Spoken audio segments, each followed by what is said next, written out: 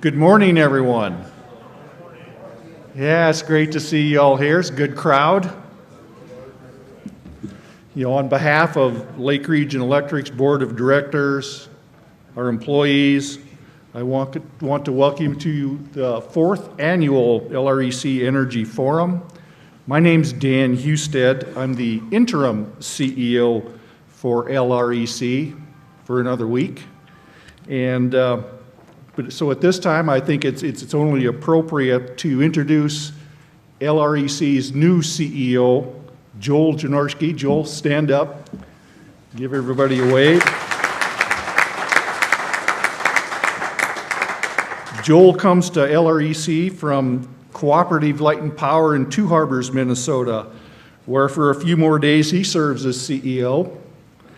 And Joel begins here June 16th. So during our break or at the end of the forum, just take the time to introduce yourselves to Joel and welcome him to the Lake Region territory. And Joel, thanks for taking the time. It's tough in a transition period between one job and another, and we're glad you're here. Other shout outs. I don't know, Jeff Becker is here. There you are. Thanks for coming. And Tom Murphy, I think, will be here. Representative Tom Murphy will be here sometime later this morning. 9:30, he told me. 9:30, great. Jacob Borud, are you here, Jacob? He's from Congresswoman Michelle Fischbach's office in Moorhead. Kurt Mortensen, are you here? Otter Tail County Commissioner. And from our cooperative family, Dan Carlisle, CEO from Todd Wadena. Dave Sunderman, CEO of Benco Electric at Mankota.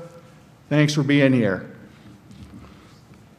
In addition to this, thanks to web streaming technology and the high-speed internet, we are joined virtually this year by CEOs, staff, and directors from Stearns Electric and Melrose, and from Crow Wing Power of Brainerd. So thank you all over there for joining us. And I believe Melrose will be able to participate in the Q&A after the event.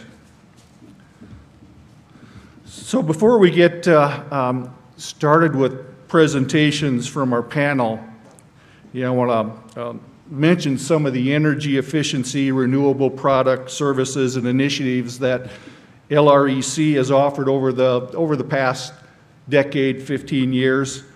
And I'm actually pretty fond of this slide. It's akin to showing pictures of grandkids, actually. I was there when these programs were started and born, and I cleaned up diapers as well. So we'll start with community solar, and we actually did this 12, 13 years ago, and one of the first utilities in the state to offer community solar. We did it differently. We built it ourselves, and we even had to do some engineering to make sure that we could use digger derricks to put down the ballast to hold the racking. So we used REA-friendly material to do this. Great program. Go West Solar. Go West is unique to Lake Region Electric. It's exclusively offered through Lake Region, and it's based on a different philosophy of extracting value from solar energy. The panels are faced southwest, which it maximizes electricity production from the panel during the peak hours of summer from 6 to 8 p.m. So instead of offering a net metering rate, we have our own special rate that offsets the cost of capacity and demand during the summer period, and that is what the member receives for participating in Go West. And in fact, it's depending on the size of the array, it's so effective, a house basically can disappear off the grid because of the production during that period. We do sell standby generators. It's kind of a premium power offering, and an insurance program for those that are worried about outages or storms and that type of thing. We have a wind-solar hybrid project. In this wind turbine and solar array, about 2.3 megawatt turbine, and got 500 kW of solar there. And that provides renewable energy into the Erhard substation area. But in addition to that, there are water heaters in that area that are controlled to manage loads. So we control the water heaters. So they're off peak during the Otter Tail Power morning peak. They peak in the morning, and they're off in the evening when GRE tends to peak. But because wind, often there's more wind energy than load, and it's adequate, we make sure that those water heaters are charged all the time. So after a control period, we can charge them with wind energy. And it's called GETS technology, Grid Interactive Electric Thermal Storage. Very, very fascinating, and a great pilot project, and Jeff was involved with me on that. And of course, we are a natural gas utility.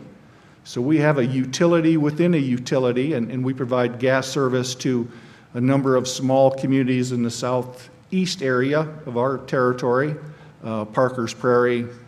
We do have Dent, Miltona, Lake Miltona, and then the McDonald Lake chain of lakes. So a good start to get into the natural gas business. It's a utility within a utility. We have a lot of the core business elements, billing, customer service, technical services provided to get into that business, and it's been successful for us. The new ERA solar array, Great River Energy and a consortium of its member co-ops were awarded a grant in early January as a part of the Inflation Reduction Act of 2022. The grant program was created to assist rural Americans to transition to renewable energy resources. But federal funding for the New Era grant program was placed on hold in January. If that funding is released, it could be used to develop a 2.4 megawatt solar project in the LREC territory. Now, Lake Region will not be the owner of this project. GRE actually will own it. We will take electricity from the array through a purchase power agreement. And so, just a little bit about member engagement. Obviously, it's how we communicate with our members, with our public, how we get your attention and focus in on various things that the co-op is doing. And this forum obviously is an important part of our member engagement, and is a strategic priority for the Lake Region.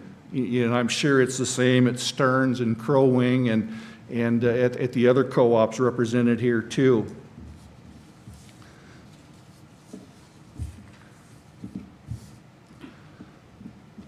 I think the important thing about this forum is that provides a setting where members, the public, local decision makers can hear from energy experts, and here and virtually, and be able to interact, ask questions, basically provide a back and forth to get a better understanding of the issues that are facing Minnesota and our nation as we transition to a new energy environment. And there are challenges ahead of us, you know, such as meeting the carbon-free by 2040 standard, and yet ensure that electricity remains plentiful, reliable, and affordable. Back in the year 2000, the National Academy of Engineering named the electric grid and the broad electrification made possible by our grid as the #1 most important engineering achievement of the 20th century. So that's year 2000. You know, we're not talking about the Flintstone era there. I'm old enough to remember it. The grid was modern, but it wasn't designed to accommodate the large-scale addition of non-dispatchable generation resources or the addition of large nonlinear data center, and certainly wasn't built to power up a significant portion of our transportation sector at the same time. So here we are 25 years later, embarking on a major build-out, and the bar on that award back in year 2000, that bar has been raised significantly. So I'd like to thank you for being here, and next I'd like to introduce our moderator, here for a third consecutive year, Jeff Haas. Jeff is the Director of Member Services. I've got a longer bio here, but he'd like me to go through that. You can look him up on LinkedIn. And Jeff, Jeff has put up with me for a lot of years, and it's my pleasure to invite Jeff Haas to the podium now, and he will introduce our panelists and moderate the rest of the program. Yeah, great. Thank you, Jeff. Thank you, Dan. Thank you. Thank you, Dan. Yeah, look me up on the internet. That's how you can find me. Great to be here again, and thanks for everyone for coming out today. This is a wonderful forum. Really appreciate the engagement that Lake Region has with their member owners, and that engagement really reflects through to Great River Energy as well. And so, as Dan mentioned, I'm with Great River Energy. We're the wholesale generation and transmission provider for Lake Region and 25 other electric co-ops within the state of Minnesota. And it's just a privilege to be here.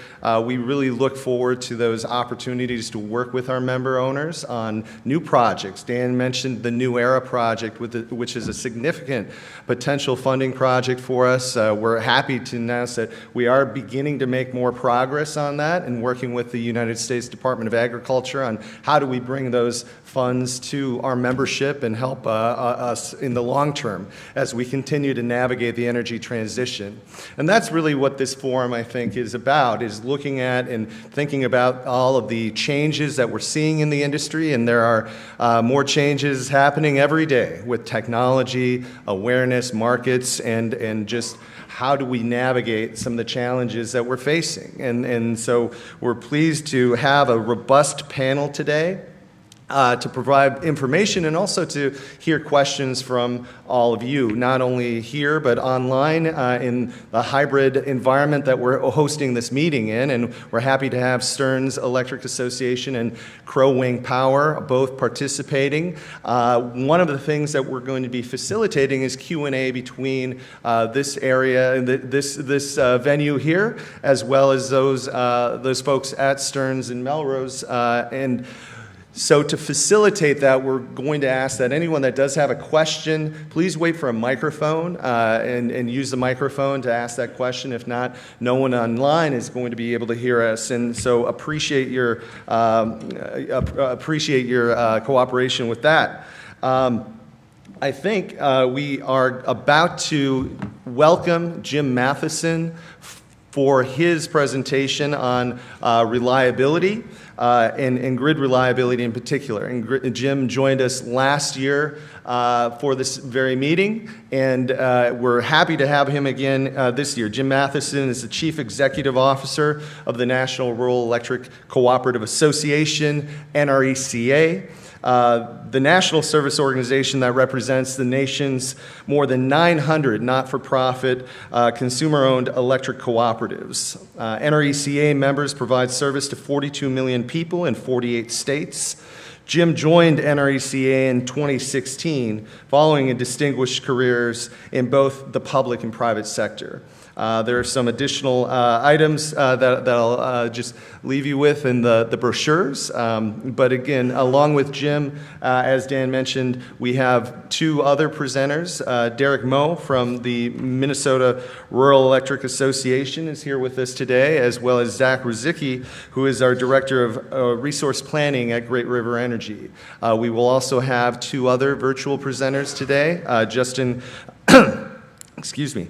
Kringstad from the North Dakota Pipeline Authority, and Priti Patel, who is Great River Energy's Vice President of Transmission at GRE. So, Dylan, Jim is on, and I'm going to turn it over to you, Jim. Good morning. Good morning. Welcome. Well, thank you. Happy to have the opportunity to do this. I wish I was there in person. I think it's always a little awkward to have a virtual presentation because, quite frankly, I'm looking at a screen and a camera, and I have no idea if any of you are paying attention or if you've all decided to take a break or what. So I'll just keep going. But as was mentioned by the previous in the introduction, I know that they're going to take some questions, and I encourage that. Happy to make sure I address whatever is on your mind, and happy to do that. But I'll make some opening comments about where things stand from our perspective on this broader issue of electric reliability and where the public policy world is today. For those of you who were at the when I presented last year, reliability was a big topic then as well. In fact, it's been something I've been beating the drum on for several years, as I've seen a scenario unfolding where after a couple of decades of demand across this country staying flat for electricity, demand is growing and our supply isn't keeping up. And in fact, in many cases, we're shutting down existing power plants for the end of their useful life. And you don't need to have a degree in engineering to understand that when supply is going down and demand's going up, that's not good. And we need to have a conversation about how we effectively meet this challenge, but also tremendous opportunity as a country for this growth in electric demand, because that means the economy's growing. That means investments are being made in this country in terms of increased manufacturing that's coming back onshore, in terms of the tremendous power demands of artificial intelligence, which is coming, whether you feel good about that or not. But the big question on artificial intelligence is who's going to win that race to be the dominant country in the world for artificial intelligence, and it's a race between the United States and China.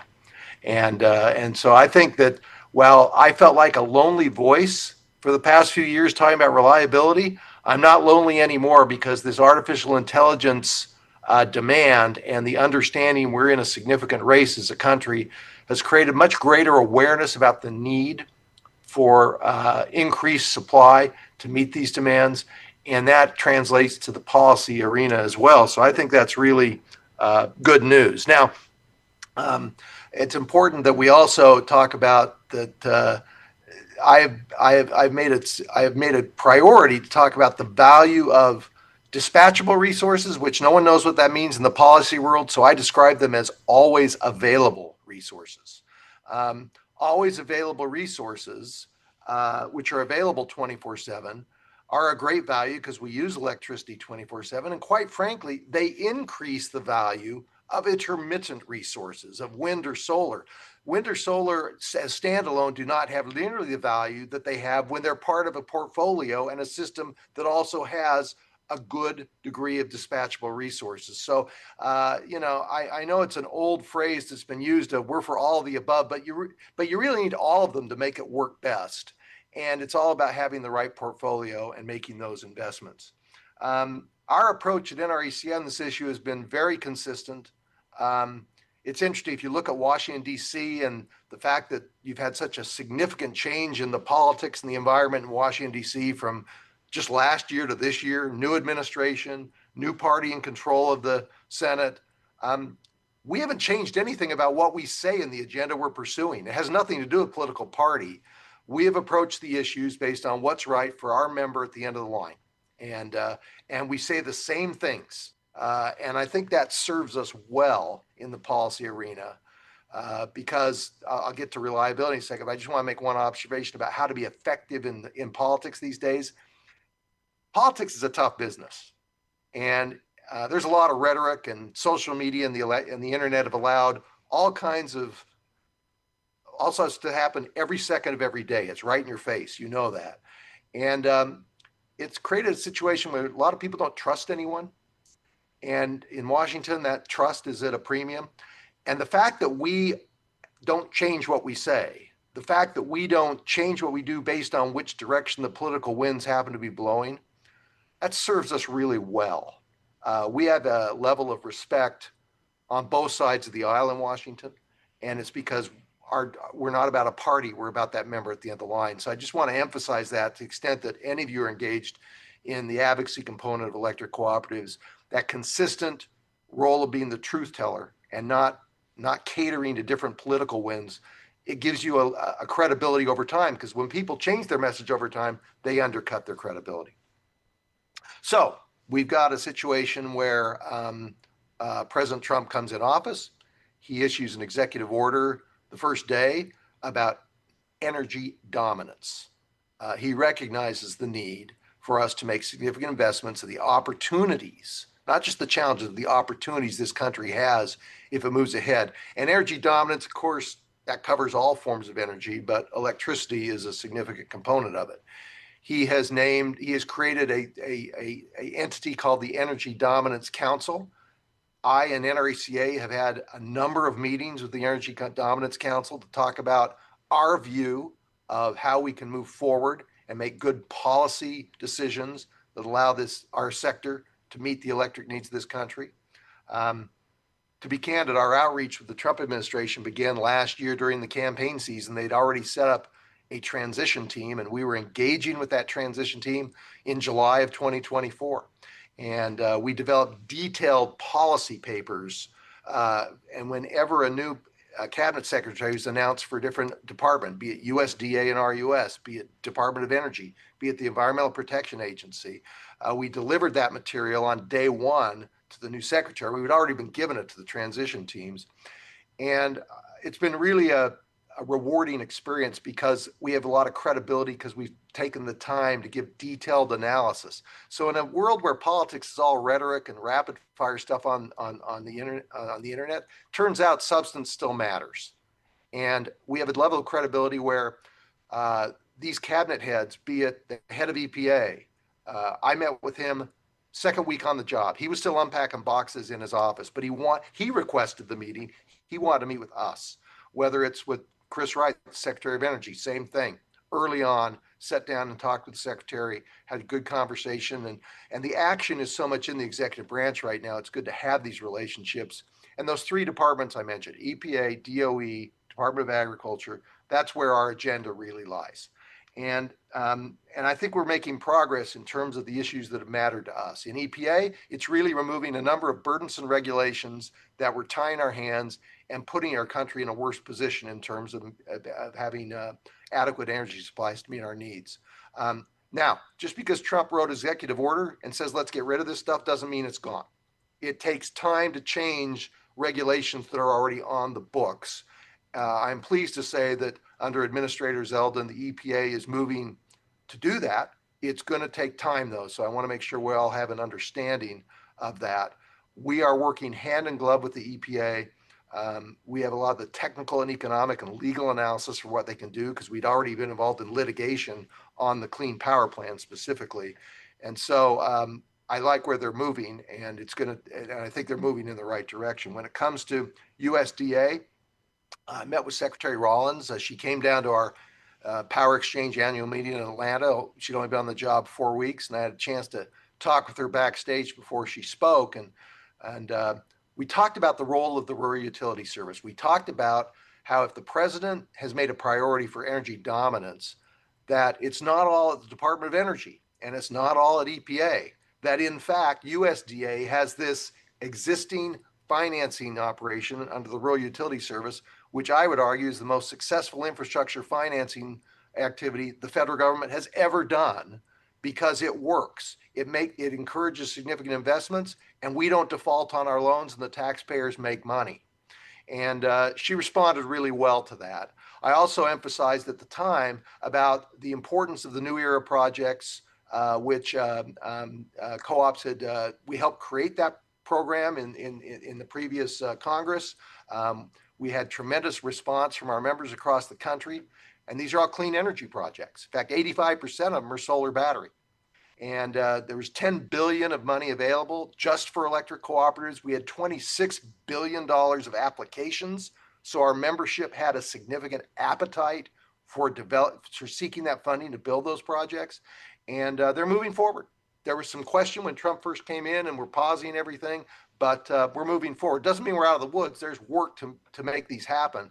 But I think that speaks well to the effectiveness of electric cooperatives and talking about, while we've been hammering dispatchable resources, which are going to be fossil fuel or nuclear or hydro, that we also are effective in saying, yes, there's a role for these other technologies, intermittent, that supplement that as well. And this administration has listened to us. So I like where we are with RUS. And by the way, to the extent there are RUS borrowers in the room, I think a statement was made second day Trump was in office, we're freezing all loans and grants, and everyone freaked out. And it was not the right statement to make, and the White House had to walk it back 2 days later. I can tell you RUS is aggressively trying to process applications from electric co-ops, moving along the environmental permitting process for RUS loans. They're moving loans out. If any of you are having a problem or a question about status of an application you've got within RUS, please contact us. We are talking to RUS every day, and often if a member contacts us with a question about the status of their loan application or something's not going right, we engage with RUS, and they've been very, very responsive in moving along and getting those loans processed. So really like the relationship there. And the third area I should mention is the Department of Energy, where, of course, in the previous Congress and under the Biden administration, this major infrastructure bill was passed. And that was a big deal for electric cooperatives in terms of grid resilience. And I'm pleased to say that while the Trump administration wanted to pause on all the things that happened under the previous administration, that the various infrastructure projects that hundreds of electric co-ops are involved in, those projects are moving forward. Invoices are being paid by DOE. Again, the pause is over. And I don't know about future rounds. That's an open question if they're going to do more rounds of that funding. But to the extent that we're involved in that, and electric co-ops are actively involved, I'm pleased to say that, again, the administration has recognized the value of those investments in terms of a resilient grid. So that's my report on the executive branch side of things. I think things are in a good place for us. I think we truly have a seat at the table, and that's where you want to be. If I were to identify one issue that's a bit of an open issue, I'm not saying it's a problem, but it's an open issue. It's the status of FEMA. You've heard, if you've been following in the press, the president said, let's get rid of it altogether at one point. He said, let's have the states fund all this instead. The states don't have the money to do it. The head of FEMA was fired 4 or 5 weeks ago. So there's a lot of uncertainty around that program. That being said, the Trump administration created a FEMA council or advisory council and requested comments from people about how to reform FEMA. And we engaged. We reached out to members across the country. We submitted our comments May 15th to this council. And I'm all for reforming FEMA, because the way it has worked in the past has not been great for electric cooperatives. In fact, in my 9 years at NRECA, the most frequent complaint or concern I've heard from members over the 9 years is frustration dealing with FEMA. So I welcome the opportunity to have a seat at the table and talk with the Trump administration and Congress. It may take congressional action to reform FEMA, make it more accountable, more transparent, more predictable, because that's one of the great frustrations. So, but I don't know where it is today. So I highlight that as an issue where we're working hard to develop better understanding of what's going on with FEMA because it's such a critical entity in terms of storm restoration. And just an example for one of your neighboring states, that ice storm that was, 8, 10 weeks ago in Michigan, where more than 1 million acres of trees went down in that state. We have one distribution co-op that the rebuild's going to be around 100 million, and the second's about 120 million. That's unbelievable numbers for two distribution co-ops. And obviously FEMA reimbursement is pretty critical, just as an example of how important that program can be. Let me shift a little bit to the legislative branch now and give you an update on what's going on in Congress there. Look, all the attention, if you watch any of the press, is about this budget reconciliation process. That's kind of a mouthful, and that's jargon that's used in DC. But what the budget reconciliation process means, if I can break it down to the most important point, is it's a process where you can pass something without needing to get 60 votes in the Senate. You can do it with a simple majority of 51.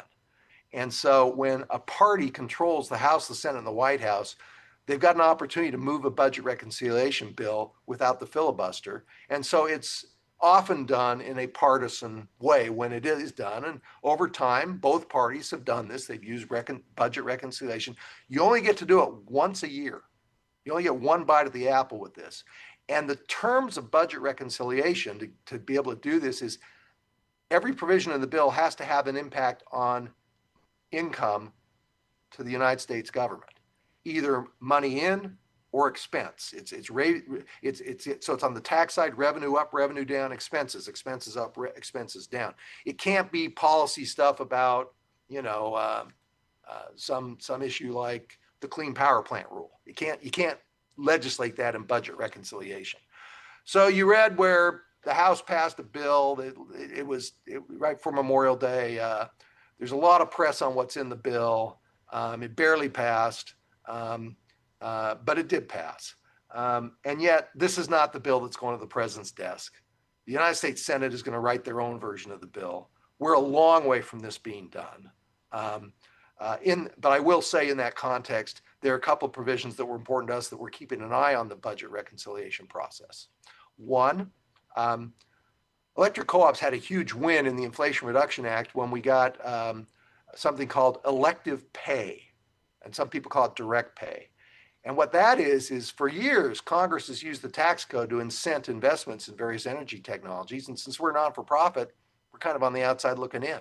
And if you want to do a project with tax incentives, usually some third-party developer would build a project, take the tax credit, take a profit, sell the output to the co-op. Now, co-ops have direct access to the benefit of that tax break, even though we don't pay taxes. The Treasury Department makes a direct payment of the value of that tax credit to the co-op. So, and it could be on renewables, it could be on carbon capture sequestration. There's a nuclear production tax credit. And that was a big win for co-ops, and we want to preserve that. And the good news is it's still there. When the House moved their reconciliation bill, there was no effort to go after that provision.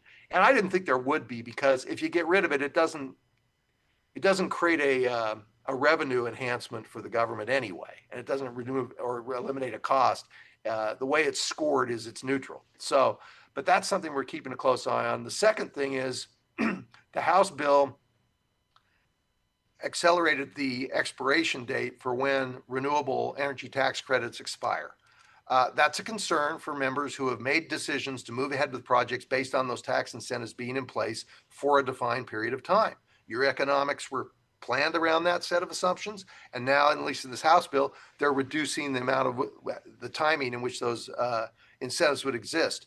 But I said this bill's not done, but that is a concern for members, and it's real clear in the NRECA member resolutions process that we support those tax incentives. And I think the Senate's going to not agree with what the House has done, and that's going to be an issue of contention, but it's still an open issue. So at the risk of repeating myself, we got a long way to go on this bill. Just because the House moved it in Memorial Day, it is not even close to what's going to go to the president's desk for a signature, and it could go throughout the year before it's done. And we're active every day on Capitol Hill talking about what's important to us in that bill. And the last issue I want to mention on the legislative side is I think we have an interesting opportunity in this country to address challenges with permitting infrastructure, permitting electric transmission lines, permitting power plants. I think there's a broader consensus building in the policy world about the fact that we have not addressed this for a long time. Quite frankly, Congress passed the National Environmental Policy Act 50 years ago. And there's an understanding that it takes too long to build something in this country. And with this pressure of the huge demand from artificial intelligence, we got to move. This is not something that's 10 or 15 years down the road. It's now. And so I'm not saying Congress is going to pass a massive permitting reform bill next month. I'm just saying this is an area in a fractured, polarized Congress where members on both sides of the aisle understand we got to do something. And so that's an issue we're leaning into as electric cooperatives, because we think it could make decision-making and moving ahead with projects a little better for all of our members. It's still hard work to build anything in this country, but we want to make it better if we can.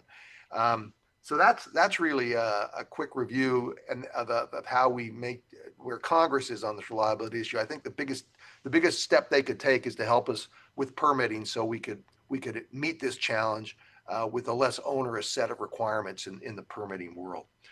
Okay, I've gone for about 15 minutes, and I thought I can keep going, because if you read my bio, I'm a recovering politician, so I can talk for a long, long time. But I thought I might just pause for a second, because I've thrown a lot at you, and see if there are any questions from folks in the audience or things I can help address. So any chance anyone has a question? Very good. Thank you, Jim. Yes, we do have some questions in the audience. There's one right over here. Are there? Right. There's a couple. You had everyone's attention. Well, just to provide some assurances, and just want to say thank you for all of the advocacy that NRECA does on behalf of the cooperatives in this country. So thank you. Yes, sir.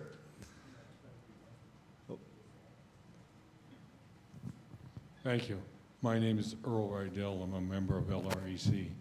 I'm kind of wondering about some of your comments, Jim, about moving forward so fast.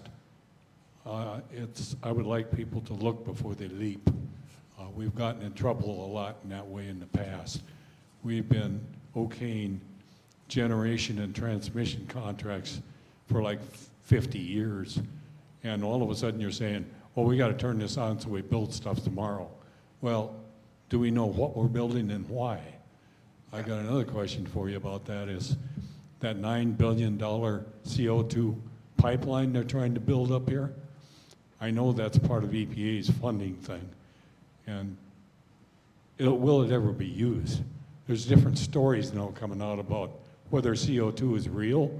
Is there really a CO2 issue, or are we just banging an empty pot? And if you could take a shot at that. And by the way, as far as I know, in the US, we've got no new hydropower. We may get a little bit from Canada, but in the US, they won't let us put in another dam. They're taking them out. Thank you, and I'd appreciate your comments. Sure. Let me unpack that, because there are a few different things you asked. Let me hit the last one first. You're right, there aren't a lot of major new opportunities for hydro. On the other hand, and this is outside of your region, but in the Pacific Northwest, the Biden administration was moving ahead to tear out 4 dams on the lower Snake River that were 3,000 megawatts of capacity. We've been very aggressive in fighting against that, and the Trump administration has been very good in working with us to reverse that direction that policy was going, because it does matter. And it's an incredibly valuable resource for that part of the country. Listen, I think that it is an interesting observation that you've made. We're in a business where we make long-term capital-intensive decisions. We don't build assets that last 10 years. We build assets in the electric sector that last 50, 70, 90 years sometimes. And when you have a policy environment where you're getting pulled back and forth, we call it boomerang effect, where every 4 or 8 years we get a new administration, a different party, and they keep pulling us in one direction or the other. That's not good for our industry. Now, there are other industries that are in that category, but it's clearly not good for us. And the notion that we need more of a durable set of policies that we can count on over time is something that we talk about all the time. And without getting in the weeds too much, a personal opinion of mine, and I used to be a member of Congress, it's because Congress hasn't done its job for the last 25 years. They're not doing their job. If they put it in statute and pass legislation, we'd have more certainty, but they're not doing it. They just bicker with each other. And every president, starting with Bill Clinton up to Trump, is flexing their muscles and do more executive actions. So there, I'll get off that soapbox now. But we do need that durable policy environment. But you asked, what are we building for? The demand is coming. There is no doubt the electric demand's already started to spike in this country, and data centers and AI use massive amounts of power. Onshoring and manufacturing, this is coming. And what do we build? Look, while I'm for looking at all technologies in the short run, the dispatchable resource you can build quickly where we've got available fuel, it's natural gas. And I think you're going to see a significant amount of natural gas built in this country. And quite frankly, if you look at there's like 4 major gas turbine manufacturers in the world. And if you want to buy a gas turbine from them and you want to get it before 2030, you can't, because the utility sector has reserved all of them. Not just the electric co-ops, the IOUs and the munis as well, but the utility sector's already placed their bet on gas because they're easier to permit. The cost of gas is relatively low in this country. You can get them built quickly, and they're always available or dispatchable. So we are moving ahead with gas. I believe that's going to be the preferred fuel. Now, there aren't enough gas pipelines to meet this demand, and that's another issue this country has to deal with, is the siting of gas pipelines. But I think that's where we're going in the short to midterm. In the longer term, the issue comes up always about where are we with nuclear? And I can't envision a long-term future of this country without a significant addition of nuclear generating capacity in this country. The challenge with nuclear is what it's been for years. It's so darn expensive. We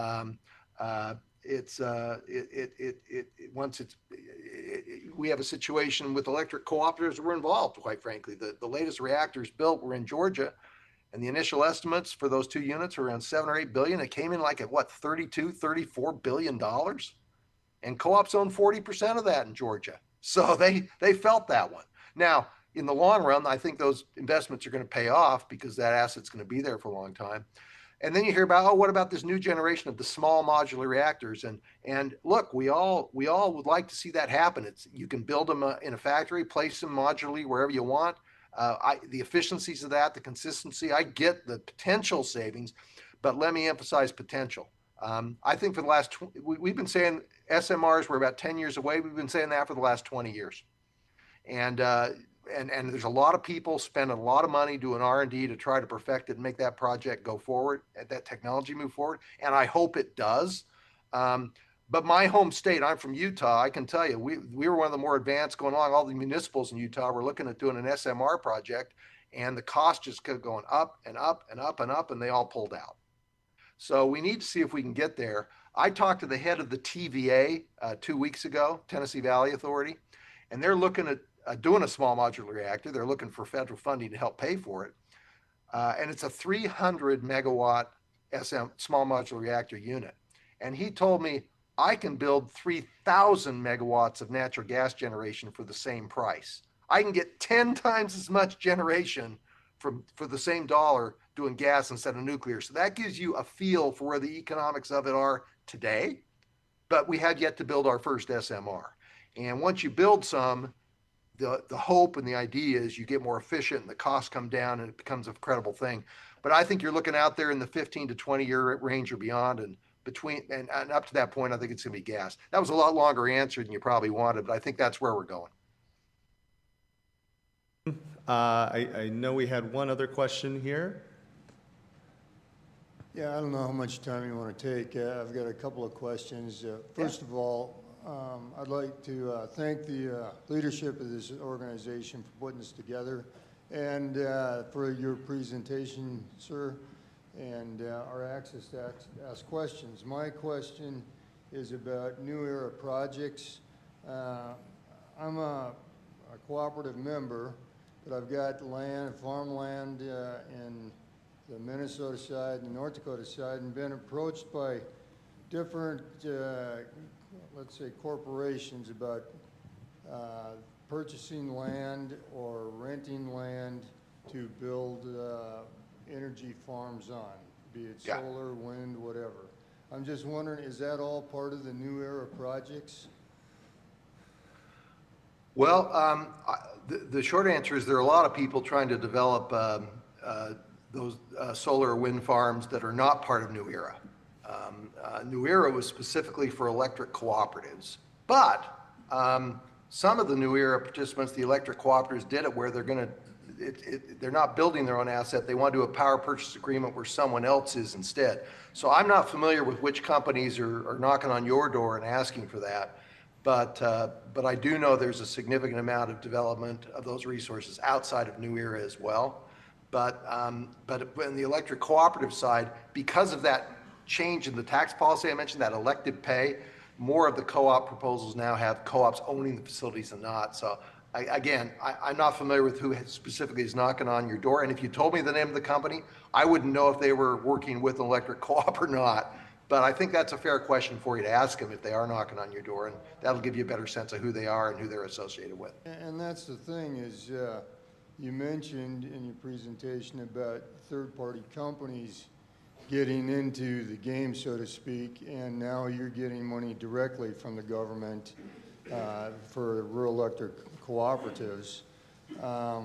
And getting to the comment the gentleman made about carbon, I was also in a position where they wanted to get an easement to run across some property for this carbon capture, and I asked this company, because there's layers of companies involved. There's the land acquisition company, the conglomerate that's behind this, and for a dirt farmer, it's like, okay, who am I talking to and what are you going to do?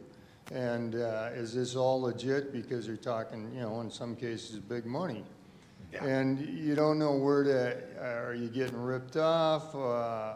And we're talking about good quality farmland, and I appreciate the fact that you work with the DOE, EPA, and the Department of Ag. And just wondering, I've talked to the Congresswoman's office here to find out or check into the credibility of some of this. But, it's all a matter of research. So where I'm going with this is, like you said, the third party. We've got one company that's a conglomerate that's sold out now. They're looking for a section of land. And you don't know if you should get involved in it or not. And so you're taking productive cropland out of production to do this. I'm all part of, contributing if in fact this is where the power company's going and they need this. So I'm just looking for answers and trying to research some of this. So I appreciate your time. Well, I will say this, you're asking all the right questions. I wish I could answer for you, and I can't, but I do think that, look, every one of these projects is really complicated, and everyone needs to go in with their eyes wide open. And you as a landowner have to make sure you know what you're getting into or what you're not getting into. I don't disagree with anything you're saying. And some of these things are a little newer, but whether it's a gas pipeline or a CO2 pipeline, or whether it's a solar farm or it's an electric transmission line, those all have different attributes to them. And you gotta do what's right for you, obviously.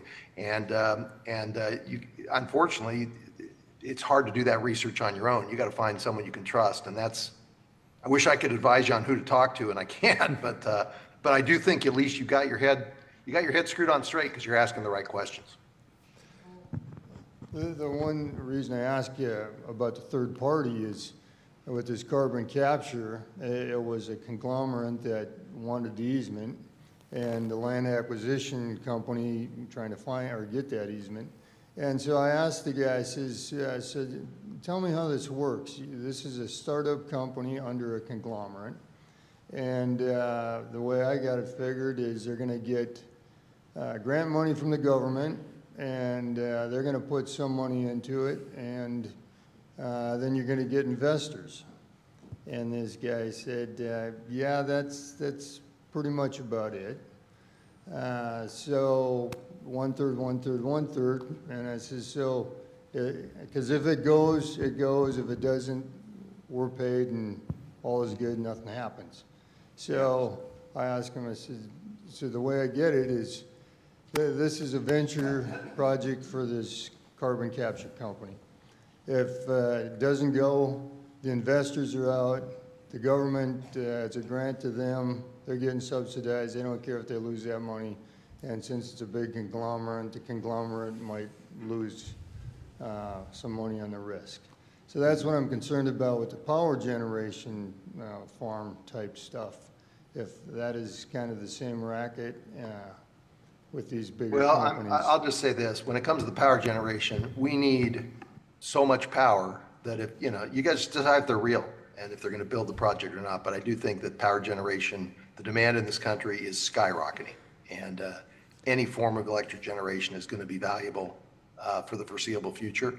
And although the nuclear is super expensive, but I think that's where we are with demand in this country. So. Thank you so much, Jim. And I believe, I know you have a short time window. Maybe if we have one more question. Sure. And Dylan, I don't know if there's any questions that are coming in from our virtual sites or not, but if not, we can go ahead and take one more here from the gentleman down in front.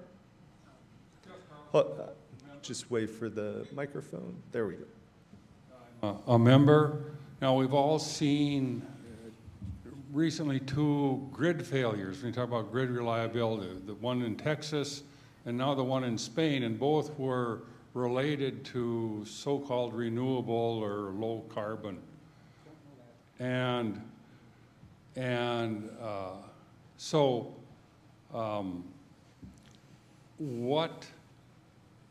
My question is, how much of a threat is going the green to the reliability of the grid, and at what point does it become a threat, or does it ever become a threat?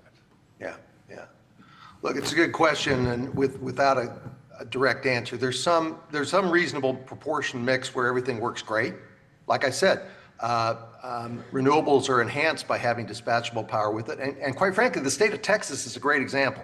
Texas, because of their geography and their climate, they're the #1 renewable state in America. They got all kinds of solar and they got all kinds of wind. And the interesting thing is the solar is in the heat of the day, and as the solar ramps down late afternoon, the wind kicks in. And so Texas, which last summer had 100-degree days for over 100 days of the summer, they were setting power records every day last summer. They never had an outage. And the solar and wind and solar were a big part of how they met that demand. Now, without the natural gas fossil fuel baseload, it never would have worked though. But it's just an example where if you look at it from a portfolio perspective, there is some value. The challenge in Spain, and there's a lot more research to be done on this, is they went too far and they didn't have enough spinning equipment to start up once it went bad.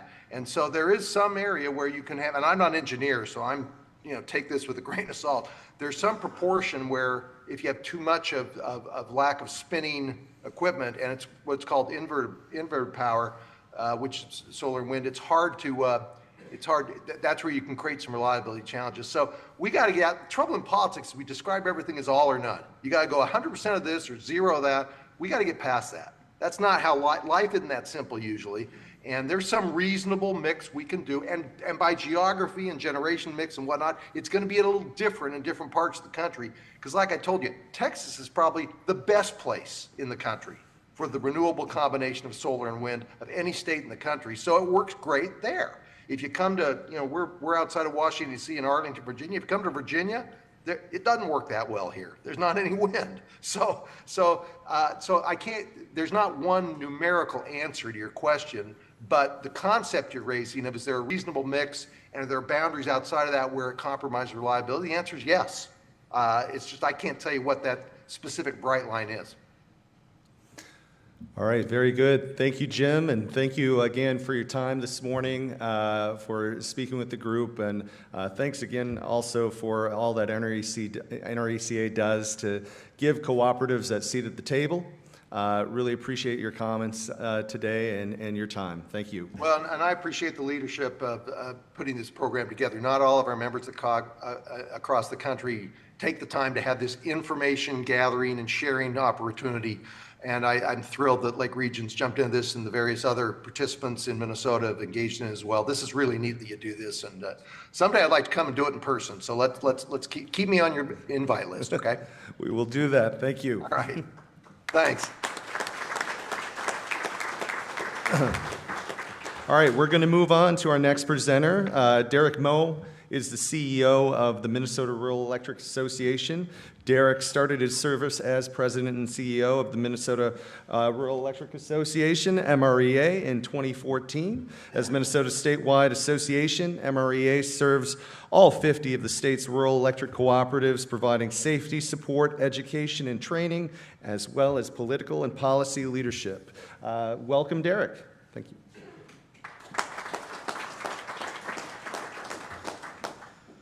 Thank you. Jim started his remarks by commenting and ended them actually too with that it would be great to be here in person. I got to say, being here in person, I feel this may be the first time this ever happened. I feel a little regret for not being here in Zoom because their screens are so big and beautiful here. Jim's head was at least twice as big as I'm a regular size human, okay? In fact, I'm actually quite tall. I'm just far away. So it's despite the size discrepancy, it's a great pleasure to be here in person. And actually following up right where Jim left off to a large degree is a great transition to my remarks because I have some similar kinds of concepts to share. The Minnesota Rural Electric Association, kind of like Jim's group, is a national organization for rural electric co-ops. The Minnesota Rural Electric Association is the statewide organization for the 50 rural electric co-ops in the state of Minnesota. So collectively, the co-ops serve 85% of the landmass of the state and about a third of the population of the state. And we do a lot of things on behalf of our members, including working on energy policy. And so kind of these kinds of questions that Jim ended with and their impacts on energy policy, particularly at the state level, Jim's focus was more national, will be the focus of my remarks. I graduated from the electrical engineering program at the University of Minnesota. I'll just say some time ago back. And I studied how the electric grid functions and have spent a career in the field since trying to understand that mysterious topic. And I will say we do stand at a critical crossroads. The North American electric grid, characterized as the most complex machine, and as Dan mentioned already this morning, identified by the National Academy of Science and Engineering as the most important innovation in the 20th century. But it kind of reminds me of a commercial that appeared a couple years ago during the Super Bowl with Larry David. Anybody, Larry David? That ring a bell to anyone in the audience? Probably, maybe not, but I'm going to talk about it anyway. Larry David was creator of Seinfeld. He was kind of the lead role in Curb Your Enthusiasm. He played a great, grumpy old guy that really wasn't impressed by very much. So that's kind of the Larry David persona. And they had him in the commercial with the Super Bowl. They would bring him the most fantastic inventions through time to see how Larry would react to them. So it begins with bringing him the wheel. They say, Larry, this is during the Stone Age. They roll it out and say, Larry, we bring you the wheel. And he says, So, I feel like Larry's reaction of, it is akin to the importance of the power grid today. It's the great invention of our modern time that will serve us even better in the next century as we decarbonize the power grid and move our energy needs even more predominantly to this electric power grid. As somebody that has worked my whole career in this area, I look forward to it filling an even larger role then in the lives of my grandchildren. That is, if we can avoid breaking it.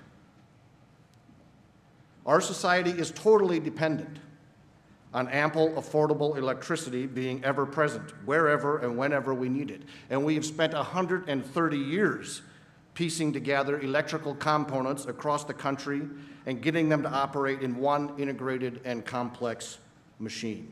And yet I feel some policymakers are the Larry Davids of the power grid, You bring them instant, safe, affordable access to electricity, no stinky smells, any place, anytime. Flip a switch and summon the power of electricity from nearby and from thousands of miles away to serve your every need.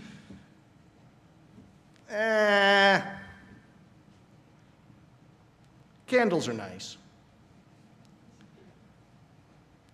An important thing to understand about the power system is that at every moment, it must be in exact balance. It's more complicated than the wheel.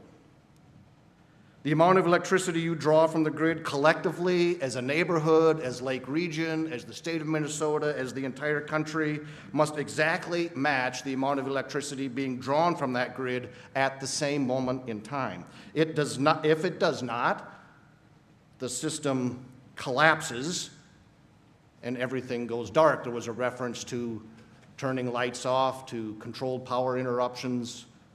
That's what's required to make sure that that collapse doesn't happen. And electricity moves at precisely the speed of light, faster than my grandchildren to their iPads. Unlike the water delivery system, you can't position electricity strategically around the country in holding tanks and dispatch it over minutes or hours as people need it. That doesn't work at all. When new load is called for, as you flip switches and industries turn on motors and new data centers light up, the electricity needed must immediately respond and be placed on the grid at the same time to keep the whole thing operating. Now, what does this have to do with energy policy? The entities responsible for keeping the power grid functioning, like the Mid-Continent Independent System Operator, or MISO, and the North American Electric Reliability Grid, are warning that the balanced portfolio of generation resources that we have built over the last 130 years is changing too rapidly to ensure that it will hold together reliably under all conditions moving forward. The last couple of decades have seen a rapid growth in wind and solar, which is a good thing. These resources have been effectively integrated to date and provide an affordable source of electricity in many conditions. And we will see the continued growth of wind and solar resources. But we must also have other sources of electricity that we control, available at night when the wind isn't blowing. And energy policy is currently making it more difficult to build these resources and is pushing existing generators down and offline sooner than previously planned. Those overseeing reliability are now warning that there are hours of the year when electricity consumption is the heaviest that we may not have enough generation to serve it at all. And if that happens, power companies will either need to intentionally shut off some people's power or risk the entire network collapsing. Because if you don't keep electricity use and supply in constant balance in real time, that's what happens. Now, to be clear, I'm not talking about Lake Region. I'm not talking about Great River Energy in particular. I'm not talking about any particular day, tomorrow, or so on. I'm talking about the industry as a whole and Minnesota as a state as we continue to march forward during this rapid transition into the future. In Minnesota, specifically, the legislature recently passed, as has been mentioned, a law requiring all electricity use be carbon-free by 2040.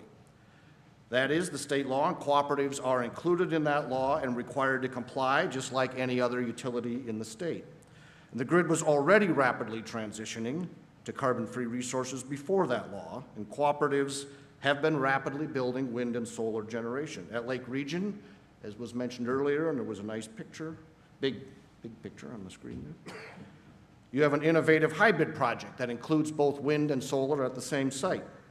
And cooperatives have aggressive plans to continue to build these kinds of resources, both locally and across the country. And that's a good thing. Wind and solar resources make an effective part of the mix. But there is real-life risks that policy pressures force power grid into an unsustainable situation. You can look at the generation mix at any particular moment. Anyone can. MISO provides the information in real time. Again, MISO is tasked with controlling the grid in real time and ensuring that any time that you flip a switch, there'll be sufficient generation online to immediately respond. You can go to their website, download their app, take a look as you go through your day, week, or months, and monitor where the power is coming from. In some hours, wind is over 50% of the total. But there are many hours in which the combination of wind and solar is only a few percentage points. There are many hours of any month where coal, natural gas, and nuclear energy are 70 or 80% of what's filling our needs at this point. Not because wind and solar are available but turned off. These resources are used first when they are available, when it's sunny or windy. In those hours when it's supplying only a tiny portion of our needs, it is because the sun isn't shining bright enough or the wind isn't blowing. Those resources are simply unavoidable, unavailable. The notion that you can build a power grid with only wind and solar, supplemented by a little battery storage, is dangerous. Storage will have a growing and important role. I want to talk a moment about that. Storage helps fix the challenge of producing and using electricity simultaneously. But it is not possible to build enough storage with today's available technology to move the grid to a wind and solar and storage only scenario. To give you an idea of what I'm talking about, consider the battery that Tesla sells to install in your garage. If you look at posted prices for this battery system and calculate how much it would cost to install enough batteries to last 3 days, we're going to do wind, solar, and 3 days worth of battery storage. Would cost $400 trillion.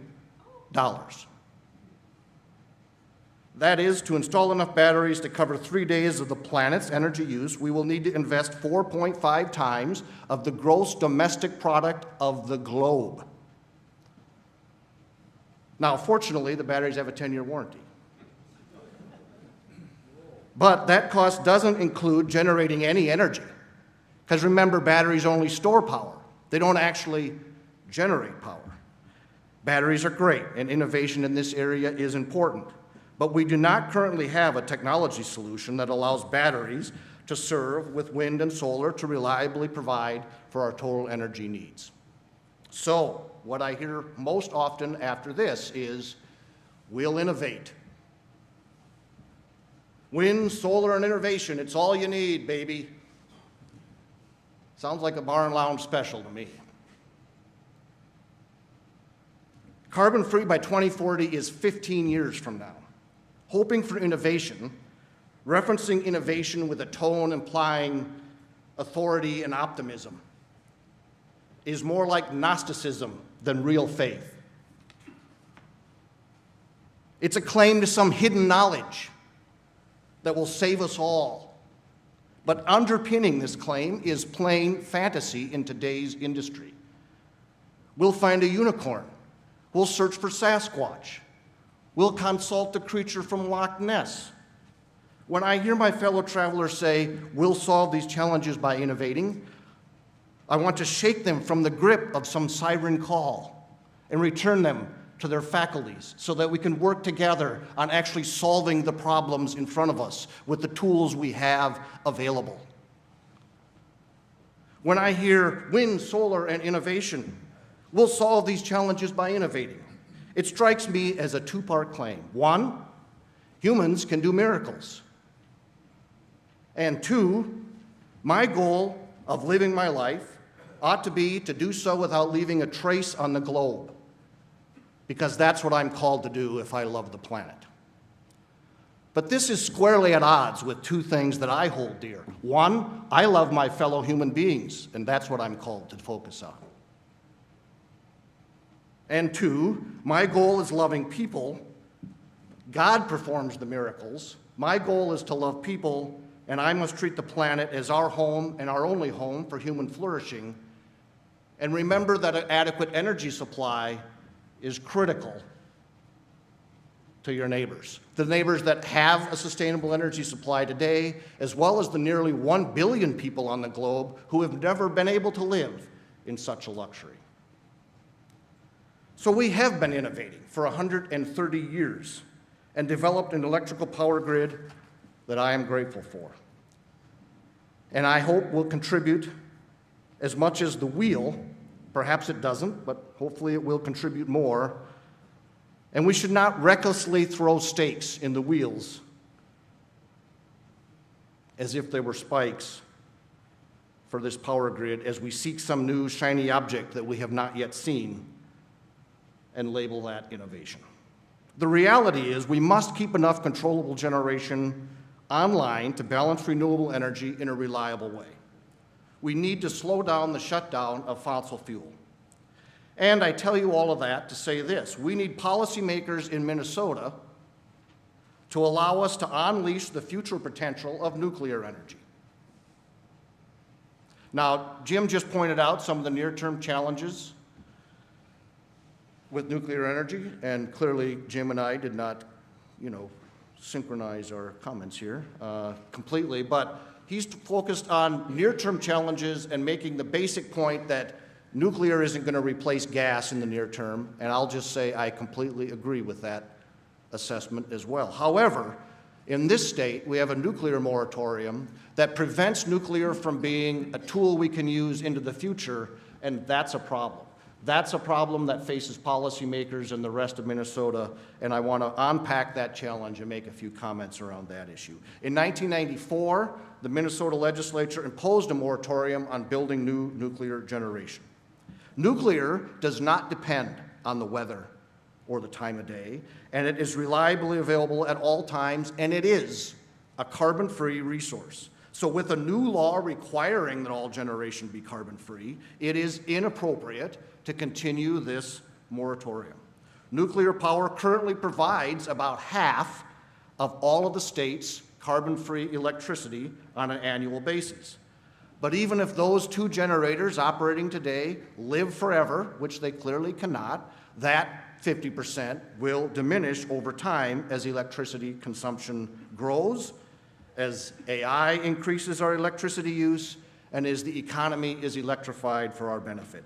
Nuclear energy is by far the safest source of electricity in existence, considering the entire fuel cycle and all impacts on humanity.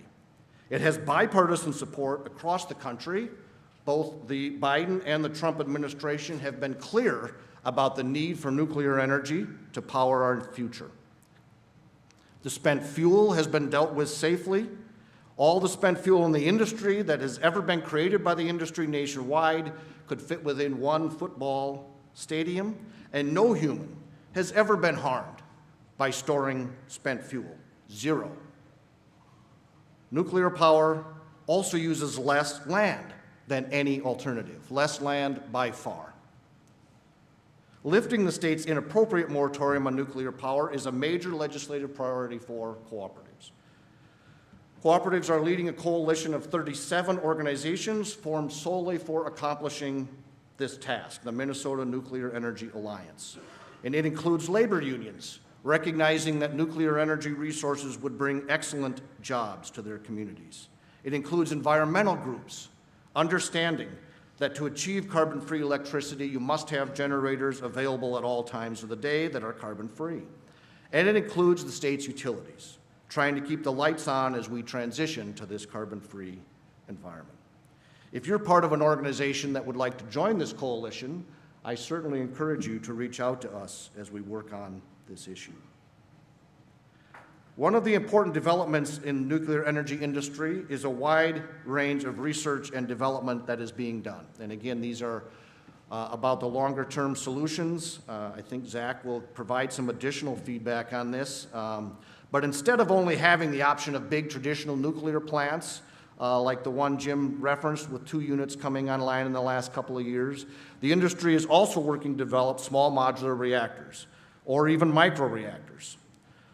SMRs is what these small modular reactors are called. They can be built for significantly less money, and because by standardizing them and shrinking the design, they could be largely constructed off-site and delivered to a site instead of uniquely developed in every location. These designs are relatively new, but they are now being deployed internationally already as we speak, and similar concepts have been deployed on naval vessels actually for decades. Your own Mike Basil here at Lake Region as a board member works in the industry and is focused on these new designs in his career. The Tennessee Valley Authority has recently applied to the Nuclear Energy Regulatory Commission to cite its first SMR in the U.S. Well, again, gas, that doesn't mean it's cheaper than gas, as Jim pointed out. U.S. tech companies are pursuing nuclear energy. Google recently signing an agreement to purchase power from SMRs as one of many examples. Ontario Power Generation is in the process of deploying 4 SMRs. So if you feel the nuclear power as an industry is not a going concern in recent history, that's actually true in Minnesota. But we are in the process of being left behind. Lifting the moratorium would not mean we are on the road to building any particular plant. Building a plant still involves all the required permitting and public review. It would mean demonstrating that that plant is the most affordable alternative available for consumers. So once the moratorium is lifted, building a plant would still take many years. However, what lifting the moratorium would do is remove one "thou shalt not" currently in place due only to policy. It would release Minnesota's utilities and our universities and our labor unions, release them from the bondage of a moratorium, and allow them to consider these vitally important carbon-free resources. Allow Minnesota to participate in the nuclear renaissance that's currently started across the country and the rest of the world. One other important policy priority I'd like to highlight aside from nuclear: reforming the state's outdated and inequitable net metering laws. As I mentioned, we have seen and will see a lot of solar energy. In fact, nationally, solar accounted for 84% of all generation installed in 2024. However, it should not be the responsibility for those that don't install solar systems at their homes to pay for their neighbors' solar panels through their electricity rates. And that is what is going on under the state's current net metering laws. This law was passed in 1984 to provide another way to incentivize the solar industry that was getting off the ground at that time. But with solar being 84% of all generation installed in 2024, it's now time for reform. These laws require that we pay those with solar panels full retail electricity rate for the generation that they produce, when we can purchase that same generation for much less elsewhere. For example, we can purchase energy from larger solar installations that would provide twice as much electricity for the same cost, due to the economies of scale involved in installing larger systems. The same carbon reduction at half the cost. And over 60% of your electricity bill goes to cover costs other than the energy itself, costs such as putting up all of those power lines to get electricity to your home. So those that install big solar arrays at their home and make use of those power lines for free are shifting the cost of paying for those lines to other member owners. There is simply nowhere else for the required dollars to operate, build, construct the system to come from. Our reform would not change anything for solar systems installed to serve your own load or business. Member owners would continue to install properly sized systems to net out their own use and receive full retail rate compensation for those systems. But if you install a system that is larger than you need, if you install a system so big that its purpose is to sell electricity to the cooperative, you'd receive the same compensation for that electricity as the cooperative would pay someone else for that generation. California has had to adopt this kind of adjustment on how people are paid for their solar systems, because studies show that the average Californian is now paying over $300 every year of additional amount on their electricity bill due to this cost shift to subsidize those installing solar at their homes. And those installing solar are typically much better off financially than those that do not. So this wealth transfer, the result of putting additional costs on everybody's electricity bill to pay for a few people that have oversized systems, needs to be corrected. California has taken steps to do so. Minnesota is currently the only state in the union mandating that cooperatives pay full retail rate for excess generation. It is time Minnesota corrects this injustice. We had bipartisan support for this proposal in the Senate, which we greatly appreciate, but the effort was blocked in the House, and we will continue our work on the issue. Those are the key priorities for public policy, things I think need to be addressed to benefit Lake Region's members and the cooperatives across the state.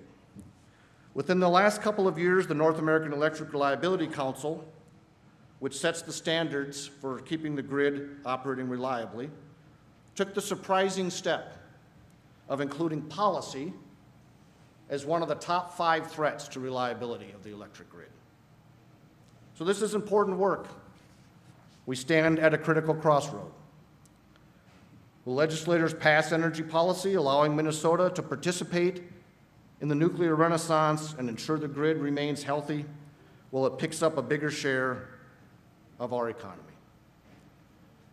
Cooperatives are quickly decarbonizing the power grid and working to keep electricity always available and affordable in the process. So we look forward to working together to ensure that it remains healthy and ready to use and take on a bigger share of our economy. Let's work together to make sure the reaction isn't a simple, Thank you.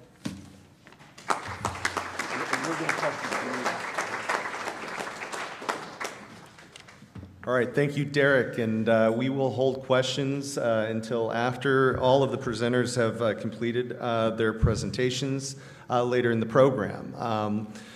Our next speaker is Justin Kringstad, and you've heard a bit from our other speakers about this interaction between the natural gas pipelines and the natural gas system and our electric generation system as a reliability backbone that we need for our ongoing energy transition. Justin is the executive director of the North Dakota Pipeline Authority. In August 2008, Justin was appointed by the North Dakota Industrial Commission as director of the North Dakota Pipeline Authority. A proud, lifelong North Dakotan, Justin earned his degree in geological engineering from the University of North Dakota.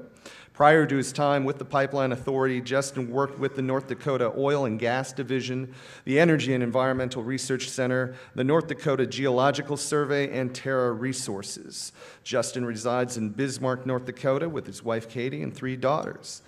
Justin, are you there? I am. Thank you. Yes. Can you hear me all right? We can hear you just fine. Wonderful. I'll give you the floor. All right. So we'll have the IT team, if they can queue up some slides, that would be phenomenal. And as we get started here, that bio could probably be shortened up by just a simple, Justin's an energy and geology nerd. And so it's been quite a wild ride here the last 17 years working in the oil and gas sector in North Dakota, rising from far down the list to becoming the number 2 oil producing state and the number 1 oil producing country in the nation. And so it's come with a lot of challenges, a lot of lessons learned. And so before we get kicked off here, the Pipeline Authority, just very quickly for folks that haven't met me or are not familiar with the organization. So the North Dakota Pipeline Authority is a state government agency under the North Dakota Industrial Commission. So in North Dakota, our Industrial Commission is the governor, attorney general, and ag commissioners. Those 3 make up the Industrial Commission as well as make up the official, the Pipeline Authority. And so the Pipeline Authority is a bit unique in that it's 100% non-regulatory. And so we do not have any say over how pipelines are constructed, where they're constructed, what type of operational practices. So my role on a day-to-day is working with the industry to develop new projects, understand the long-term needs for the region as we continue to grow and expand oil and gas development in western North Dakota, work with companies to find markets, find solutions to address those growing volumes. And so that's the premise that I'll be coming to you here today. So to be able to see the slides, I can't see them on my side, but I'm going to assume that they are up in the room. And so we can go to slide 2, please. If they're not up in the room, someone stop me. It'll be pretty important here as we're moving forward. So, Justin, we do have your slides up, and I think we are on slide 2 right now. okay, excellent. So when we look at the U.S., I'm going to start with a very high-level view. We're going to step back, take a look at what's happening at a national level, and then start working back to the supply, and then how do we manage that supply and get it moved to emerging markets or markets that have a demand for more of this energy resource. And so on this map, what you're looking at is all the states are colored by whether or not they're a net producer or a net consumer of natural gas. And you'll see the 2 states, North Dakota, Minnesota, on the 2 opposite sides of the equation. North Dakota, we are a net exporter of natural gas. Our natural gas, as you'll learn here in a moment, it's tied to our oil production. If you go to slide 3, on slide 3, you'll see this is where our activity is concentrated today to develop that oil and natural gas resource. Many of you have heard of the Bakken or the Three Forks of Bakken, and the Three Forks are layers within the Williston Basin. So more appropriately, when you look at western North Dakota, the proper term would be called Williston Basin, and within that layer cake geology, you're going to have a number of different formations. On slide 4, this is where the concentration of oil and gas production has been focused between those 2 formations. And so this is on those maps, the western 1/3 of the state. And on the far right of this graphic, what you're looking at is just some of the geology there. And so this is a 360 million year old resource that at that time, 360 million years ago, North Dakota was underwater. Minnesota at that time was above sea level. And so we had this marine environment where the little critters were, the algae and phytoplankton were absorbing energy from the sun, dying, settling in that marine sediment, getting trapped and buried and compressed over time, eventually turning into this oil and gas resource that we have today. And so on slide 5, what you're looking at, on the left-hand side, if I was to take the Bakken rock resource that's been cored from 10,000 feet below the surface, hand it around the room, all of you would look at that. If you hadn't seen that rock resource, you'd say, Justin, you're crazy. This looks like really dense concrete. There is no oil and gas trapped in there. And what you're looking at in that middle portion, if you got a high-powered microscope and you looked at the Bakken Three Forks resource, you would see these tiny microscopic pores where that oil and natural gas is trapped down in that resource. And then just for scale on that right-hand side, to scale with that pore space is a human hair. And so a lot of misconceptions about North Dakota and that we're sitting on this underground lake or this underground pool of oil, when in reality, all the oil and natural gas produced from the Bakken Three Forks is coming from these tiny, my mind can't even wrap it around the numbers of these little pores. And then that hydraulic fracturing process, you can see the little micro fractures in that image. That hydraulic fracturing process then is opening up those essentially little roadways to those pores to allow that oil and gas resource to come up to the surface for consumption. You'll see the numbers there, anywhere between 400 and 900 billion barrels of oil we believe are held within that rock resource. And then I just put some fun numbers down there below, about 130 to 290 Lake Minnetonkas was my quick and dirty math yesterday on that. So that resource, and when we think about think about that oil underground like a brand new Diet Coke in a 20-ounce bottle. When you look at that 20-ounce bottle of Diet Coke, you just see a brown liquid. As soon as you start releasing the pressure, you start opening the top of the bottle of that Diet Coke, what happens? You release the pressure within that vessel, and all of a sudden bubbles start coming out. And so under pressure, trapped in that Diet Coke is the CO2, that gas stream is trapped within the liquid. The same happens with our crude oil in western North Dakota. Underground, it's under pressure, but as you bring it to surface, that pressure gets released, and all of a sudden that natural gas has been entrained in that liquid, starts to come out. And so we found ourselves in North Dakota in this challenge where economically the driver has always been the oil resource, but you can't produce the oil. You can't take a drink of that Diet Coke and not get the fizz and not get the bubbles. You can't produce a Bakken barrel of oil and not get the natural gas that comes up with it.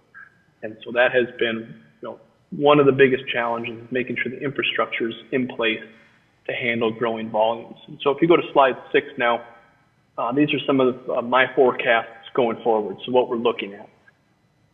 And you've got our oil production on the top section of that graphic.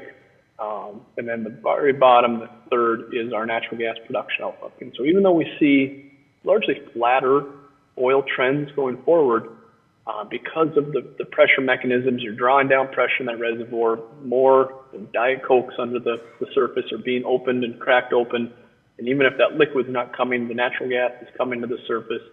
And so we have this ratio, what we call our gas oil ratio. That's that middle graphic. It's been rising, and we expect it to continue to rise over time. So we need natural gas solutions in North Dakota. So there's a very direct motivation for the state, obviously the oil and gas tax revenues.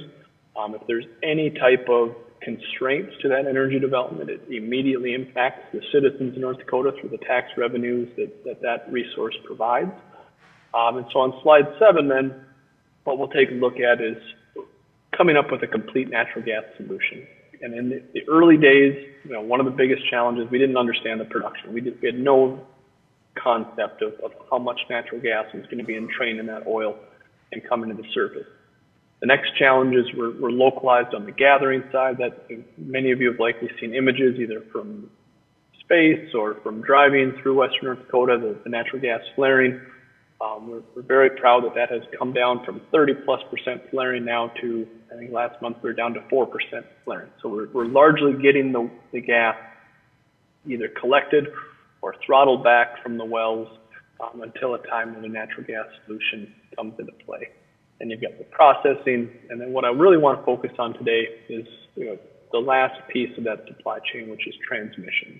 And that is the one that has the longest lead time, some of the highest infrastructure costs associated with it, and quite frankly, probably one of the most challenging. We can control gathering, we can control the processing at the state level. Typically on these transmission, we're talking about interstate systems, FERC regulated, so they're going through a much lengthier process. And if you don't have line of sight on the transmission side, you can't go back, and there's really no need to invest in process and invest in gathering. If you don't have that last piece of the supply chain, all the processing in the world, all the gathering in the world is for naught, because you need that last piece of this equation in order to fully solve the natural gas situation. So on slide 8, what you're looking at is just a very quick kind of regional view. I apologize that this one I cut off. Typically, I'm speaking to a North Dakota audience, but we'll catch most of what's included there in your region. And so these are our major systems. You've got all the gas processing plants over in the west. Those are the little black icons that you see on the map, and then the pipeline systems. Maybe a little bit more helpful would be on slide 9, which is that same map, but now I've scaled the pipelines by the amount of capacity, the amount of natural gas that they can move.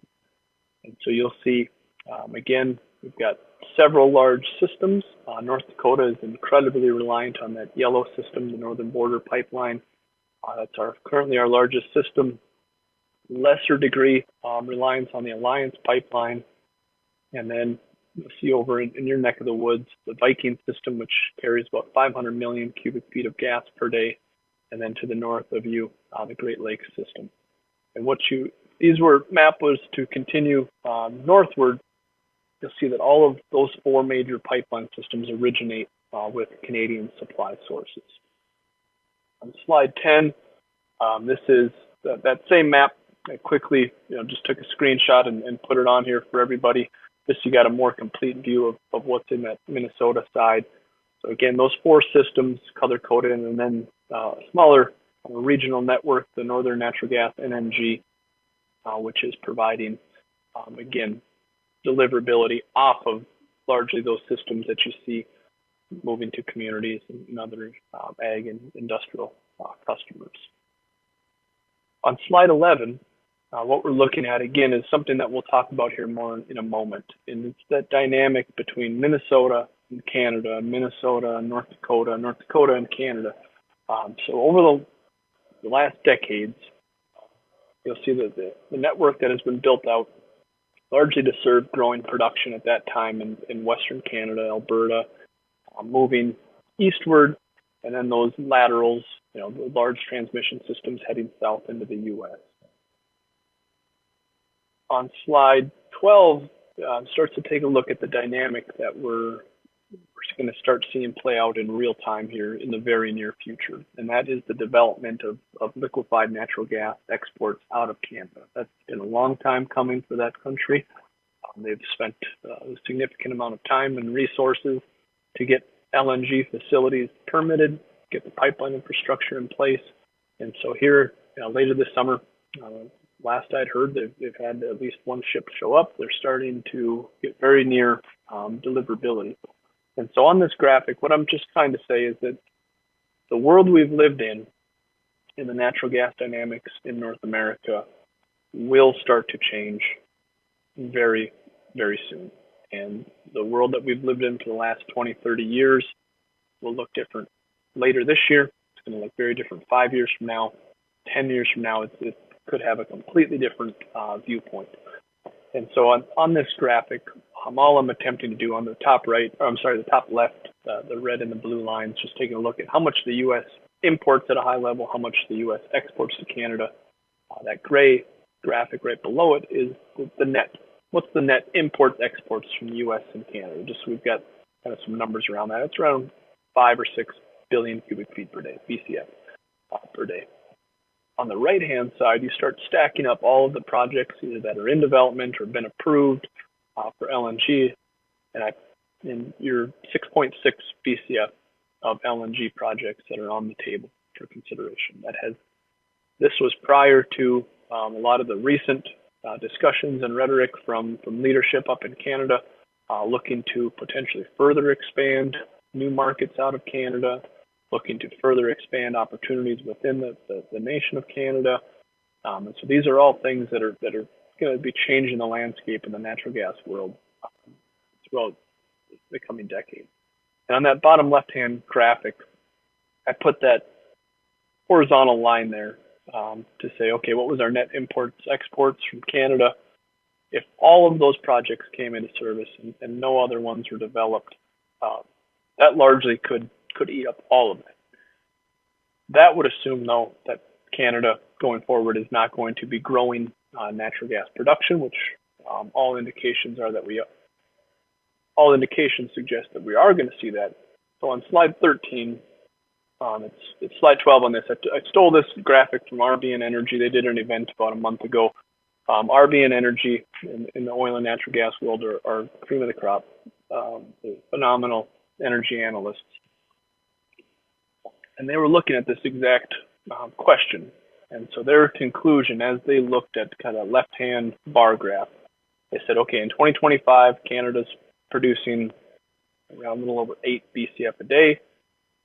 They were forecasting about a 50% growth in natural gas over the next 10 years. So assuming an aggressive growth rate, you'll see that go from 8 up to 12.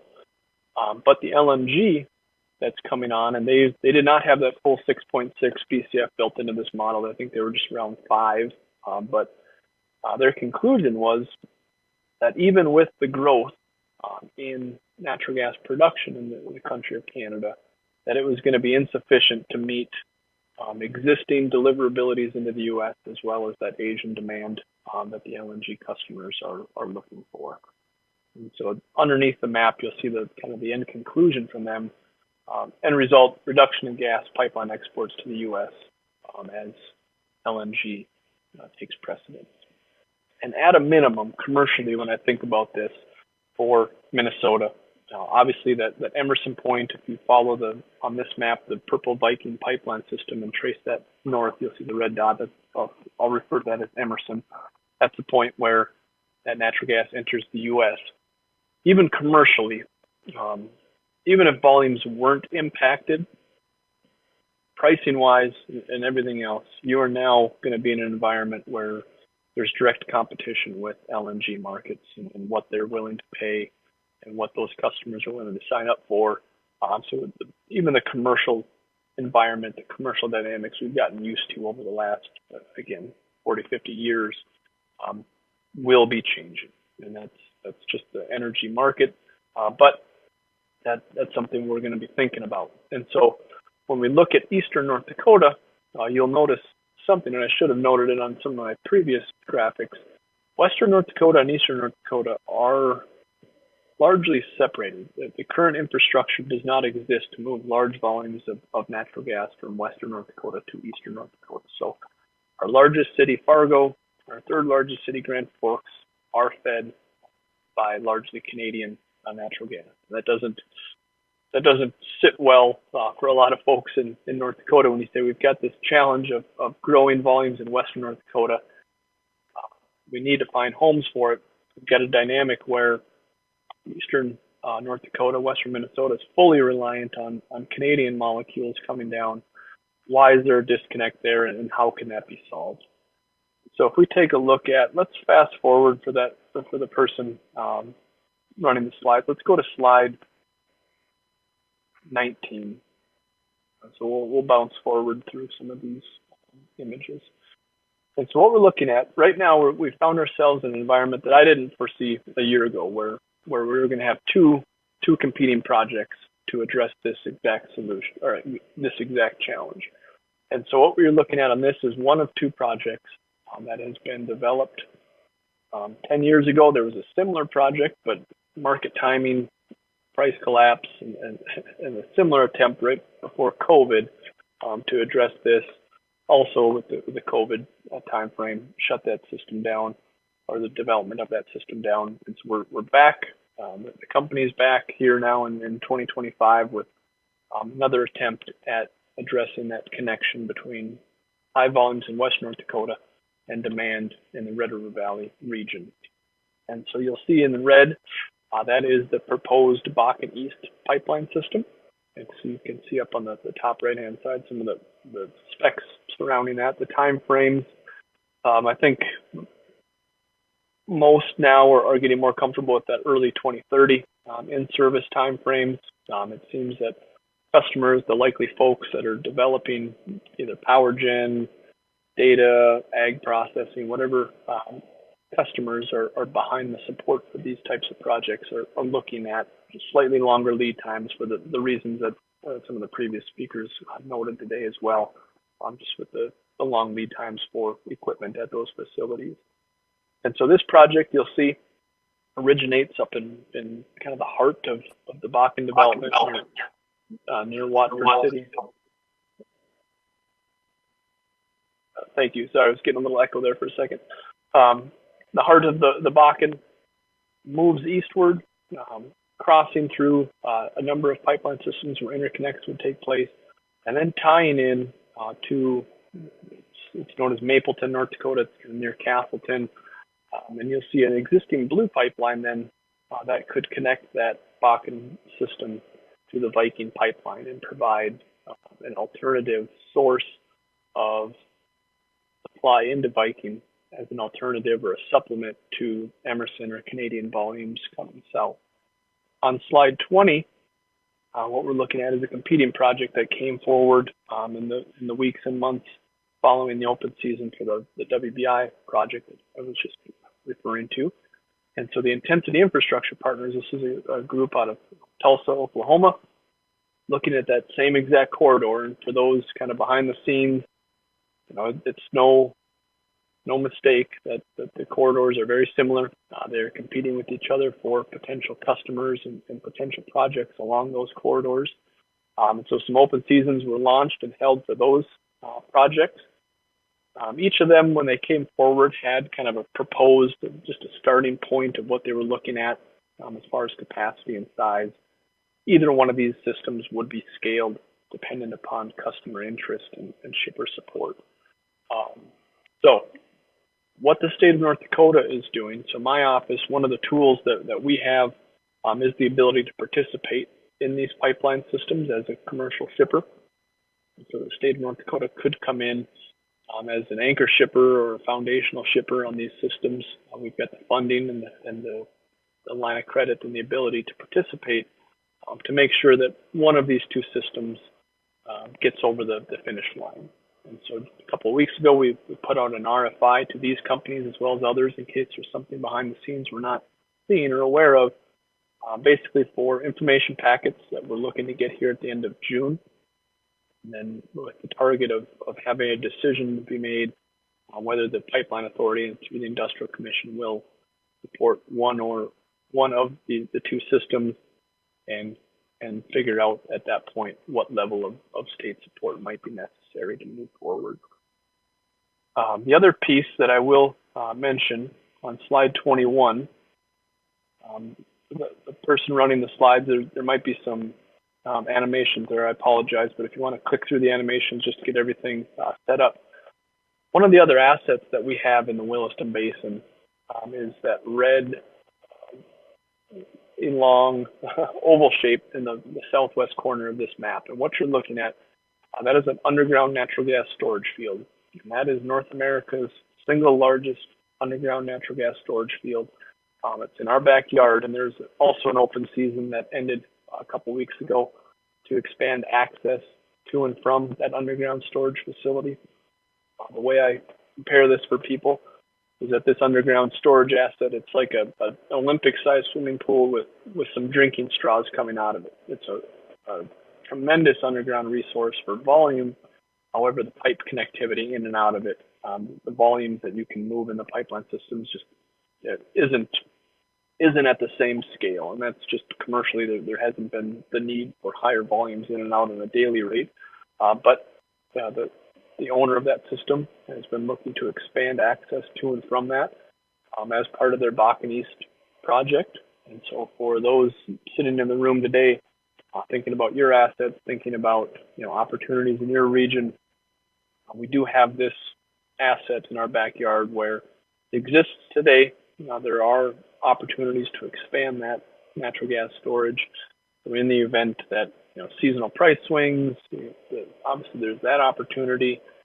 Any type of outages due to weather or supply disruptions or some incident on one of the pipeline networks that's cut off supply, obviously having access to that natural gas storage to keep facilities running 24/7 is critical. On slide 22, this is just that same resource. You'll see up at the top, this is WBI's total working gas storage is about 193 BCF. They're only using around 30 to 50 of that 190. So they've got a tremendous amount of additional space and opportunities, again, to use that seasonal swings as well as some of the supply security issues that we're talking about. So let's bop forward to slide 24. And so how do these projects move forward? As I noted, you've got typical scenarios where you've got supply push, so you've got operators developing oil and gas resources in West North Dakota looking for opportunities to move their resource. You've got marketing firms that are buying and selling natural gas, industrial consumers, power gen. What we're seeing on the two projects that I noted earlier largely is support coming from the industrial. These are a demand-driven opportunity. We're seeing really at a scale we've never seen before. Every other pipeline system that we've largely developed over the last 20 years has been supply push. It's been producers trying to come up with a solution to get a project done. On this side, we're seeing a tremendous amount of interest in new natural gas deliverability to customers along the way. And largely the folks that are going to sign up for these projects are going to be in that bucket. Then you see in green, the state of North Dakota is that other opportunity there that exists, that if there's insufficient amount of near-term commercial interest, the state of North Dakota can come in, take a capacity position. Our intent with any position that we take is to release that capacity as soon as possible. So if the company you represent or work with, if you've got some large natural gas needs in the future, let's say you're 2 years off from FID on that, but a project is moving forward and the state of North Dakota has a chunk of capacity, we could then release that capacity to you at the appropriate time. So again, use this as an invitation for follow-up conversations with me going forward. And then lastly, let's take a look at slide 26. This is how largely that western Minnesota is being supplied today from that Viking system. So there is direct molecules coming from that Emerson Point southward. I've got just the focus here on the North Dakota cities, what that looks like. There are also backhauled paper transport molecules that come out of that Chicago market off the A&R pipeline system that also get delivered to communities in your region. And so the goal then would be having deliverability of North Dakota gas to not only meet the Red River Valley needs, but provide supplemental natural gas deliverability into Viking so that backhauled molecules can be available for other expansions in Minnesota or growing demand within the region itself. And so with that, I know I'm just watching the clock here. I know we're up against a break, and I don't want to be the speaker to stop that, but I'll stop here. But please, again, for anyone in the audience, I'm going to stick around for the Q&A if that's all right here later this morning. But use this information, again, as an invitation for follow-up conversations. I'd love to dive deeper into all these topics with you and your team going forward. So with that, I'll stop for now, and then I'll look forward to questions here a little bit later. Very good. Thank you, Justin. Yes, so as Justin mentioned, we are going to take a quick 15-minute break right now. We'll start up in 15 minutes with Zach Ruzicki's presentation. We'll round out the presentations with a couple of presentations from GRE speakers, and then, as was mentioned, we'll open it up for Q&A. So we'll start back up in 15. Thank you.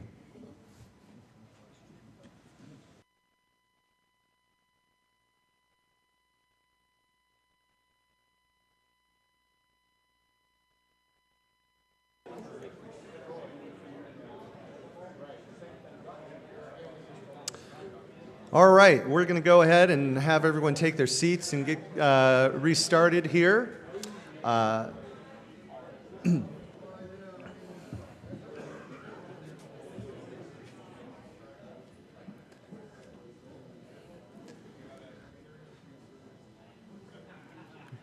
There was one announcement that I just wanted to make, which is there was a question as to whether or not the information and the recording of this event was going to be made available, and it is going to be made available after the event on the Lake Region Energy's Cooperative's website. So if you know of anyone that wasn't able to make it today and they'd like to take part, that will be available later after the event today. So our next presenter is Zach Ruzicki. Zach is the Director of Resource Planning at Great River Energy. His department focuses on long-term strategy and planning, including quantitative analytical work like energy and demand forecasting and econometric modeling, in addition to regulatory affairs, renewable energy acquisitions, and contract management. Prior to his work at Great River Energy, Zach worked for the Minnesota Department of Commerce, the Indiana Department of Environmental Management. He received master's degrees from the Indiana University O'Neill School of Public and Environmental Affairs, that's a mouthful, and focusing on energy economics and policy. Zach. Thanks, Jeff. Good morning.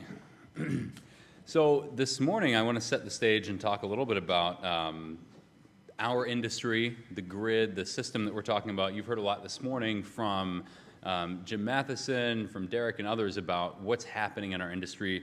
What I would like to do is just set the stage and develop a better understanding of local regional industry issues, really touching on reliability. Great River Energy is a generation transmission cooperative that provides wholesale power and transmission to Lake Region, and issues that affect the carbon-free standard and how we are going to comply with that. So the first question is, what is the carbon-free standard? Well, the carbon-free standard is something the legislature passed in 2023 that obligates utilities, including GRE, to procure a certain level of carbon-free assets to serve their load. For cooperatives, it's 60% in 2030, 90% in 2035, and 100% in 2040. And that may seem like a pretty steep challenge, but I'll unpackage a little bit why that's something that we're tracking for compliance today and how that affects reliability and makes us think a different way about how we plan our portfolio. My buttons aren't working well, Dylan. Oh, there we go. It's just really delayed. Apologies. I'm trying to go back. There we go. Okay. So to begin, I wanted to talk a little bit about reliability. You've heard a little this morning already from Jim and others. NERC seasonal assessment. So what is NERC? NERC is the North American Electric Reliability Corporation. They're the entity that's responsible for developing standards and metrics that ensure reliability across the United States. In summer of 2024, winter 24-25, we do see an elevated risk of insufficient operating reserves. And what that means is it's orange, right? We're not on red alert, but there is a risk that if we see continued load growth and retirements of assets, there could be some stresses on the system that might result in above normal operating concerns when you have periods of high load. So cold days in winter, hot days in summer. There are a lot of organizations that do this type of reliability assessment. NERC is just one of them. GRE looks at this, and so does the energy market. So I'll talk a lot this morning about MISO, the Mid-Continent Independent System Operator. That is the energy market in which we live and do business. It spans what you'll see on the next slide is this red portion. That is MISO. And this is the 5-year assessment from NERC. The previous was this year. So you might look at this and say, red, well, that's not good. You're right. But what this looks at is not just how risky we are as a region. This looks at what are our drivers of risk? What is our level of exposure to reliability events when we have above normal operating conditions? So for us in MISO, we're looking at increasing load. We've heard about data centers, you're hearing electrification, electric vehicles, heat pumps, all these other things that we're electrifying everything. We also think about retirement of coal generation, a new generation coming online. I'll speak in a little bit about the new generation coming online, which is mostly wind and solar and storage, and that's very different than what we have in the system today, which is coal and gas and nuclear, which is dispatchable.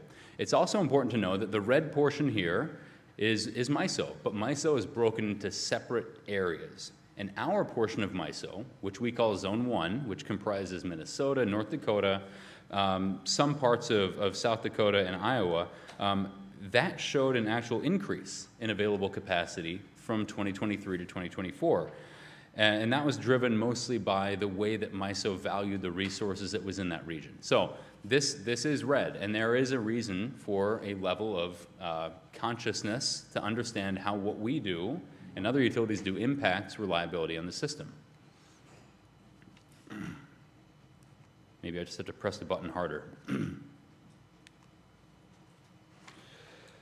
So MISO capacity today. Capacity and energy are two very different things, and things that I'll try to set the table to explain. Capacity is the nameplate or potential operating conditions of a plant. So, you may drive by the Boswell unit in northern Minnesota, you may drive by some natural gas peaking generation resources. Those are a capacity of, let's say, 500 megawatts. That means that unit can operate up to that level, but that doesn't necessarily mean that that unit produces energy. So we have a substantial amount of capacity in MISO today. You can look at summer of 2025 and winter of 25 and 26. MISO currently has a very resilient resource mix that includes coal, gas, and renewables.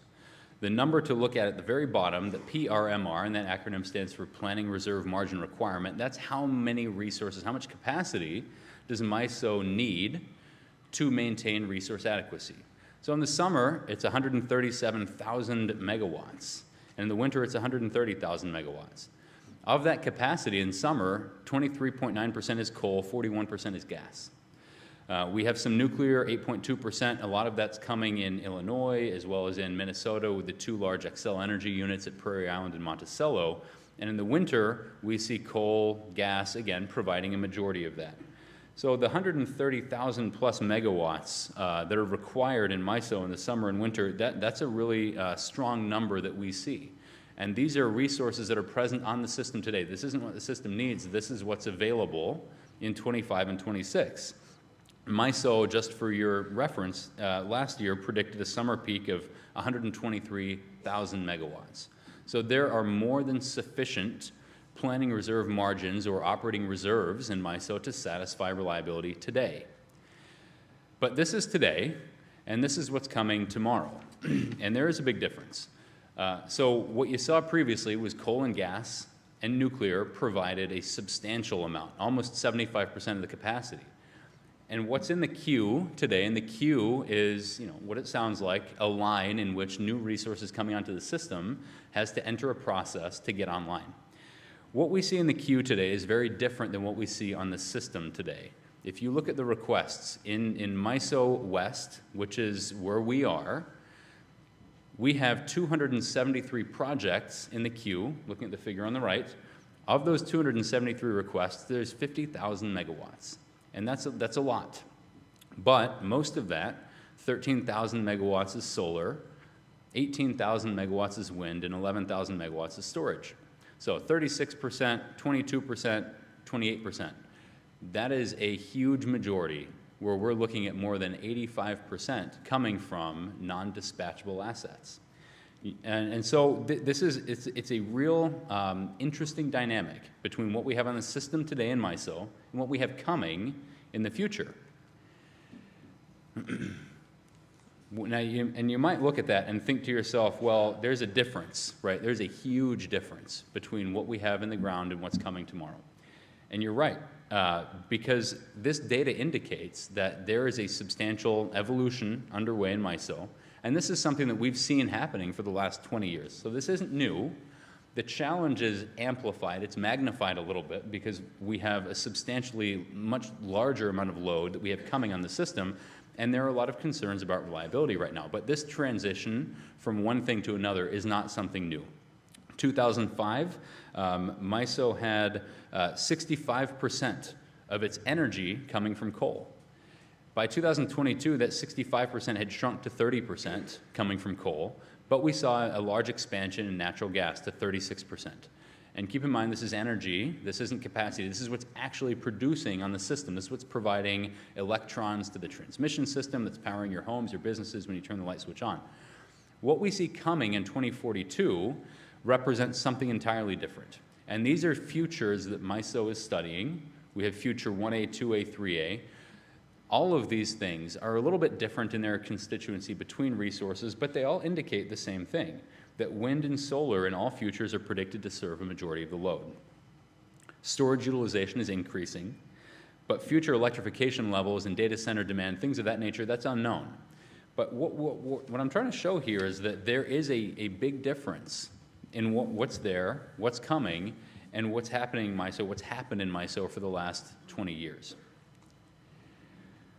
This image indicates what we call planning reserve margins. And it's a little bit of a complex topic, but I'll try to boil it down here. The planning reserve margin is simply an insurance buffer. This is what MISO requires entities like Great River Energy, Minnesota Power, Xcel Energy, what we call market participants in MISO, to bring to the table. So when we bring resources to the table, we don't just bring resources that we need to meet our load. We have to bring resources that meet our load plus a little bit extra. MISO looks at season by season, and MISO determines what is the level of extra resources or reserve margins that entities must bring on a seasonal basis. Summer is 10%, so not that much more. You look at spring and winter, they're almost 25% in the winter and more than 25% in the spring. That tells us that those are periods of uncertainty. Those are periods where entities need to be bringing additional assets to the system. And these extra resources help to manage risk of extreme load or extreme outage events. We do have a number of things that are happening in MISO that are considering how utilities are planning and what resources we have to bring to the system. So if there's one thing to take away from this slide, it's that utilities aren't just planning to meet our load. We're planning to meet our load plus extra, and that extra helps us to ensure against reliability issues. We've heard from every presenter here today about the concerns on reliability and the concerns of outage events. This is one of the ways that we guard against that. When we bring resources to the system, we bring resources plus. And there are a number of other things that MISO is doing to help incentivize the correct behavior of electric utilities in the market. The planning reserve margin requirements is one thing. Another was a move to a seasonal construct. So before, we only evaluated reliability in the summer. We would look at what is our summer peak demand and what are our resources that we're providing to the system in the summer. And winter, spring, and fall would kind of tail those because at the time, the main reliability concern was only in the summer. Now, we know up here that the winter can be a little bit more challenging than the summer. We can have 3-4 days where it's negative 30, negative 40 degrees. And in the summer, we may have an afternoon or a couple of days where it's really hot. MISO and folks that work with MISO, like GRE, began to advocate for a more focused market construct where we evaluate reliability not just in the summer, but in the summer, the spring, the winter, and the fall. And so that impacts how we bring resources to the system. There are a few things that MISO is doing. I spoke about one, which is a seasonal construct. Another is a new type of market construct whereby they've changed the rules a little bit on how they do the math that underlies what the utilities bring to the table. It's called the reliability-based demand curve. It's a very technical concept, but what it results in is higher prices in the market for capacity. And you may think, well, higher prices, well, that's not good because we pay more. That's not necessarily the case. This is higher prices in the market itself. And what do higher prices indicate? Higher prices indicate more importance. And for years, MISO has been sending capacity pricing signals to the market that we didn't really think reflected the true value of those assets. So for years and years, capacity has been undervalued in MISO. So there hasn't really been an incentive for entities to bring new capacity to the table. This is changing a little bit now. We do see this construct increasing the cost of capacity and increasing these planning reserve margins.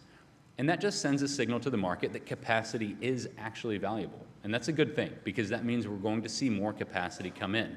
Utilities will get compensated for that capacity at a higher level in the markets, which results in folks like us and others wanting to build more.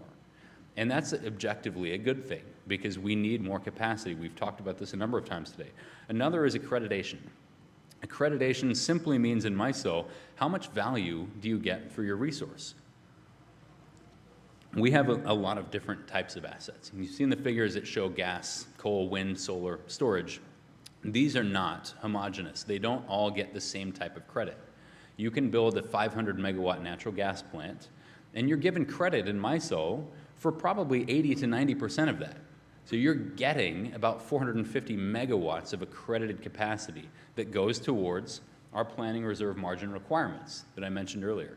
If you build a 500 megawatt solar plant, the accreditation you were given by MISO reflects its availability, not the nameplate capacity. So why does gas get such a strong accreditation percentage? It's because you can press that big red button and turn that plant on when you need it. You can't do that with solar and wind. And that doesn't mean it's a lesser resource, it just means it's a different resource. Because it's not dispatchable, it doesn't get the same credit that a dispatchable asset in the market would get. So if you build a 500 megawatt solar project, you might only get 50 megawatts of accredited capacity because that resource is not available during the times of the highest system needs. And that's one of the reasons why the calculus of replacing one thing with another isn't as simple as a one-for-one. You'll hear in the news when you hear talks about retirements of coal plants. Right now, we've got a number of coal plants in Minnesota that are slated for retirement. You've got Sherco and Becker, Boswell up north, it's a Minnesota Power unit. You've got King unit over by Hudson, Wisconsin. All of these units are substantial and large coal assets. And if you have a 1,000 megawatt coal asset, you can't just retire that and replace it with 1,000 megawatts of solar. You would need to replace it with 5,000 megawatts of solar, with another 2,000 megawatts of wind. So it is not a one-for-one. And this was a very positive change in MISO to more accurately reflect the availability of these assets and how they behave in the market, because what that means is it incentivizes more generation technology. You think about that queue. We had a ton of wind, a ton of solar, a ton of storage. That is providing a direct replacement for a lot of the retiring fossil fuel resources, the dispatchable assets.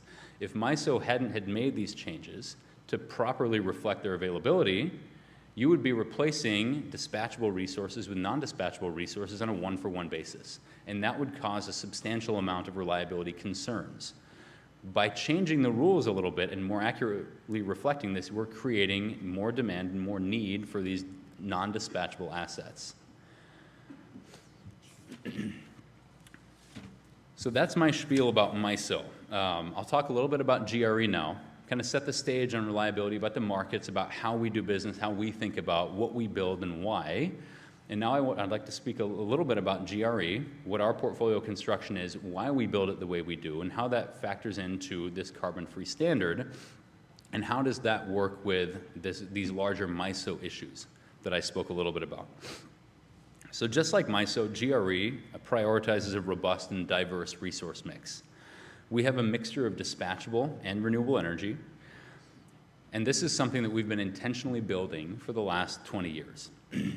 You can look at this map and see how geographically diverse our portfolio is, and that's a good thing, because when you see these green dots, which are our wind units, they're spread all over this part of the country. We have wind far west in North Dakota. We have wind in Iowa, in South Dakota, southern Minnesota. These resources and the way that we spread them out means that they are not subject to the same type of wind availability. If you have a period of time in which there's no wind in North Dakota, but there's some in southern Minnesota, that's great. If all your wind in North Dakota was that's where you had it all, you'd have a big problem, because you wouldn't have a ton of energy being generated from those assets. And why that's important to us is that we sell all of our generation from our portfolio into MISO. We don't directly serve load with our resources. And that's another fairly large misconception in the market, is that our assets don't directly serve our member load via directly interconnected transmission. That's one of the benefits of being in the MISO market. We buy all of our load needs out of the market on a daily basis. We sell all of our generation to the market.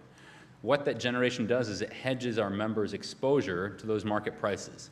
You probably remember what happened in ERCOT a couple of years ago in Texas with Winter Storm Uri. We had a huge amount of cold weather ice come through. It was very unusual. It froze up gas resources. It stopped wind generation. And what happened? The price of energy in the market to purchase went through the roof. Right. It increased to incredibly high levels. It caused bankruptcies. It caused substantial financial harm to ratepayers and utilities. That's because they were subject to buying energy out of the market at those high prices and couldn't sell anything into the market to get revenues and hedge themselves against those purchases. That's what we're trying to do with our assets. We produce most of our energy with wind, and we will for the next 10 to 20 years. We have a substantial amount of gas capacity too. All these dots that are blue and purple, they represent gas resources that are dispatchable. And these don't run a lot. They only run 2, 3, 4% of the hours of the year. But they run when the market needs them the most. They run on the coldest days of winter, the hottest days of the summer. And why they have two colors is that we can run those units on gas and oil. And that's really important for us. That fuel diversity is incredibly valuable, because if we have a situation in which gas is either prohibitively expensive or simply unavailable, but the market still needs the reliability characteristics that these units provide, we can switch them over to fuel oil and run on fuel oil for as long as we need to. And we've done that for 12, 24 hours in the past. So when the market sends us a price signal that we need this energy, right, we're going into a really hot couple of days in the summer, our gas units will run. And if they can't run on gas, then they'll run on oil, but they will run. And that hedges our members' exposure to prices in the market, and it provides reliability characteristics to the system. Our energy plan right now in 2023 reflects a pretty balanced portfolio. We're producing 26% of our energy from renewables. We're getting about 30% of our energy from market purchases, as those are financially appetizing for our portfolio and for our members. And we're receiving about 38% on a contract with the entity to whom we sold Coal Creek Station, our big coal unit. We sold that in 2020. That contract terminates in 2031, so we're in the middle right now of recalibrating our portfolio. to ensure that we have enough energy assets to adequately hedge our member purchases. By 2037, our energy resources will be 72% from renewable energy. We'll have 16% from the market, about 5% from natural gas, and 7% from hydroelectric. That energy plan is backed up and reinforced by our capacity position. Our capacity position is very different than our energy position. I'll go back here. 72% from wind in 2037, 26% from wind today. When you look at our capacity, the figure on the right is accredited capacity. So what do we get value for in MISO? And the figure on the left is the nameplate capacity. So what are the actual numbers associated with each type of resource? In 2025, GRE had 47% of its nameplate capacity coming from gas. We accredit almost all of that because it is a dispatchable asset that has a very strong performance record in MISO. So our accredited capacity position is strongly backed by natural gas. And that's a good thing for us, it's a good thing for our members, it's a good thing for MISO. The way that we're building our portfolio is intentional, where we produce a lot of our energy from wind, and that wind we've procured over the last 10 years at extremely advantageous pricing for our members. The price of wind in the market has gone up 3 times since 2020.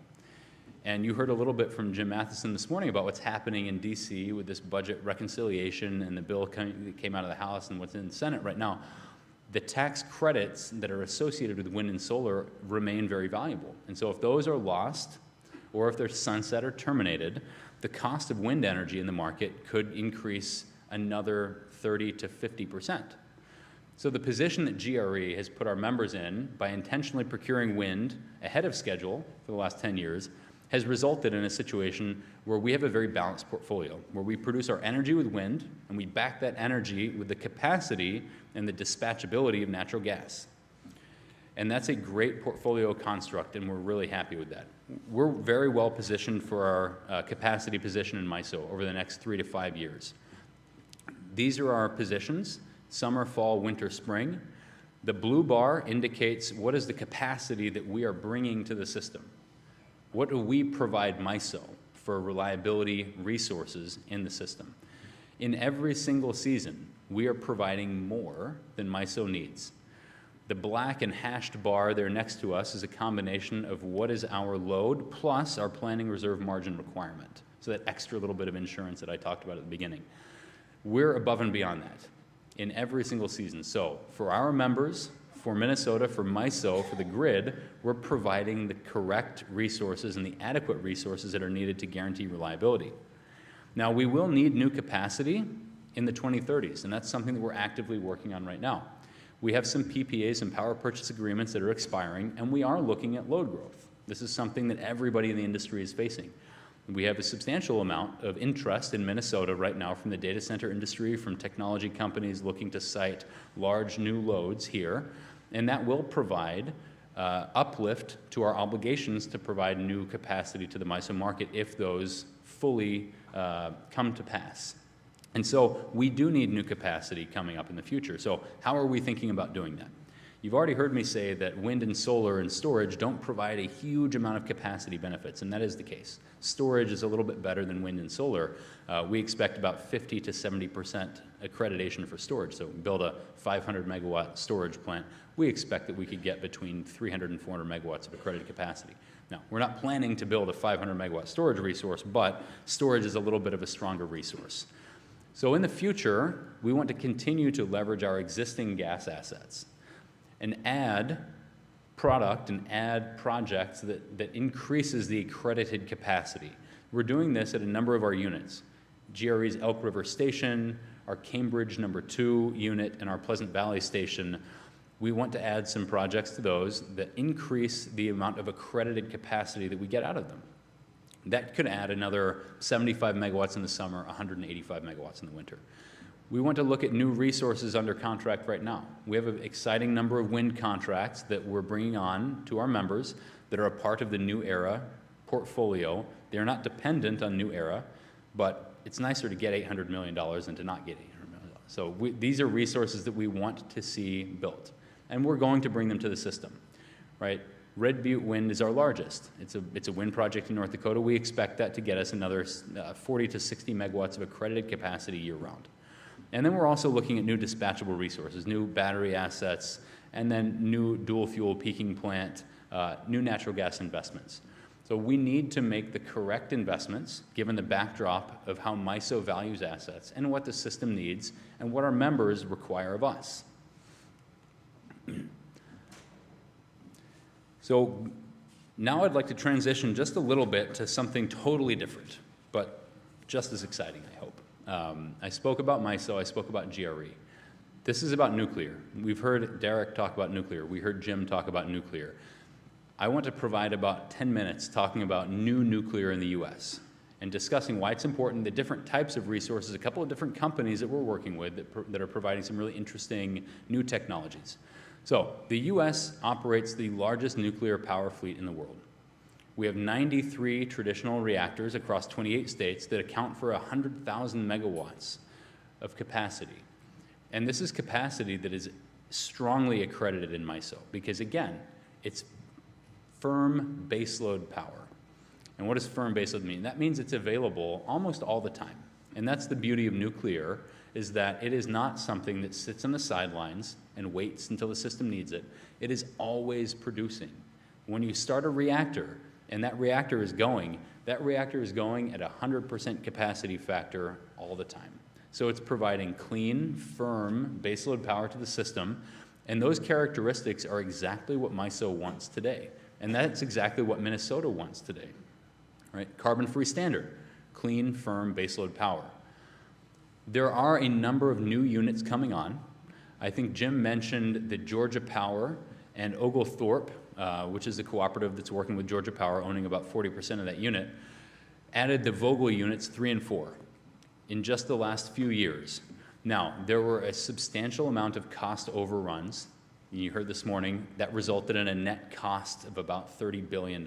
Now, that's much higher than we thought it was going to be. We thought it was going to be about $14 billion. So the $36.8 billion results in a capital cost of that of about $16,500 a kilowatt. How does that compare to things today? A new natural gas combustion turbine that we have, so our 1,400 megawatts of gas units that we have in our system, they cost about $1,600 a kW. So 10x the cost for this Vogtle unit.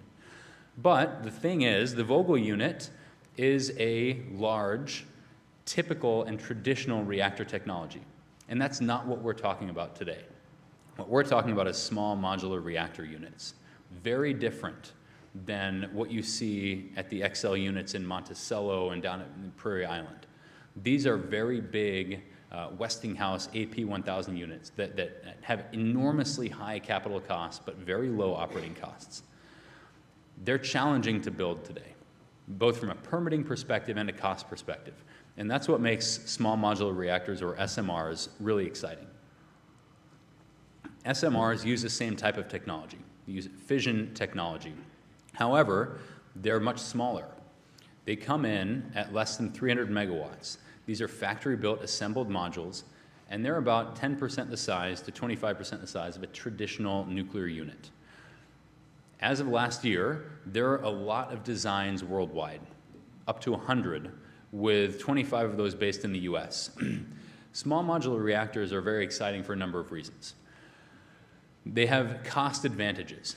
And it's probably really hard to read this slide, but I think that these will be made available to you, but I'll try to speak to the figures.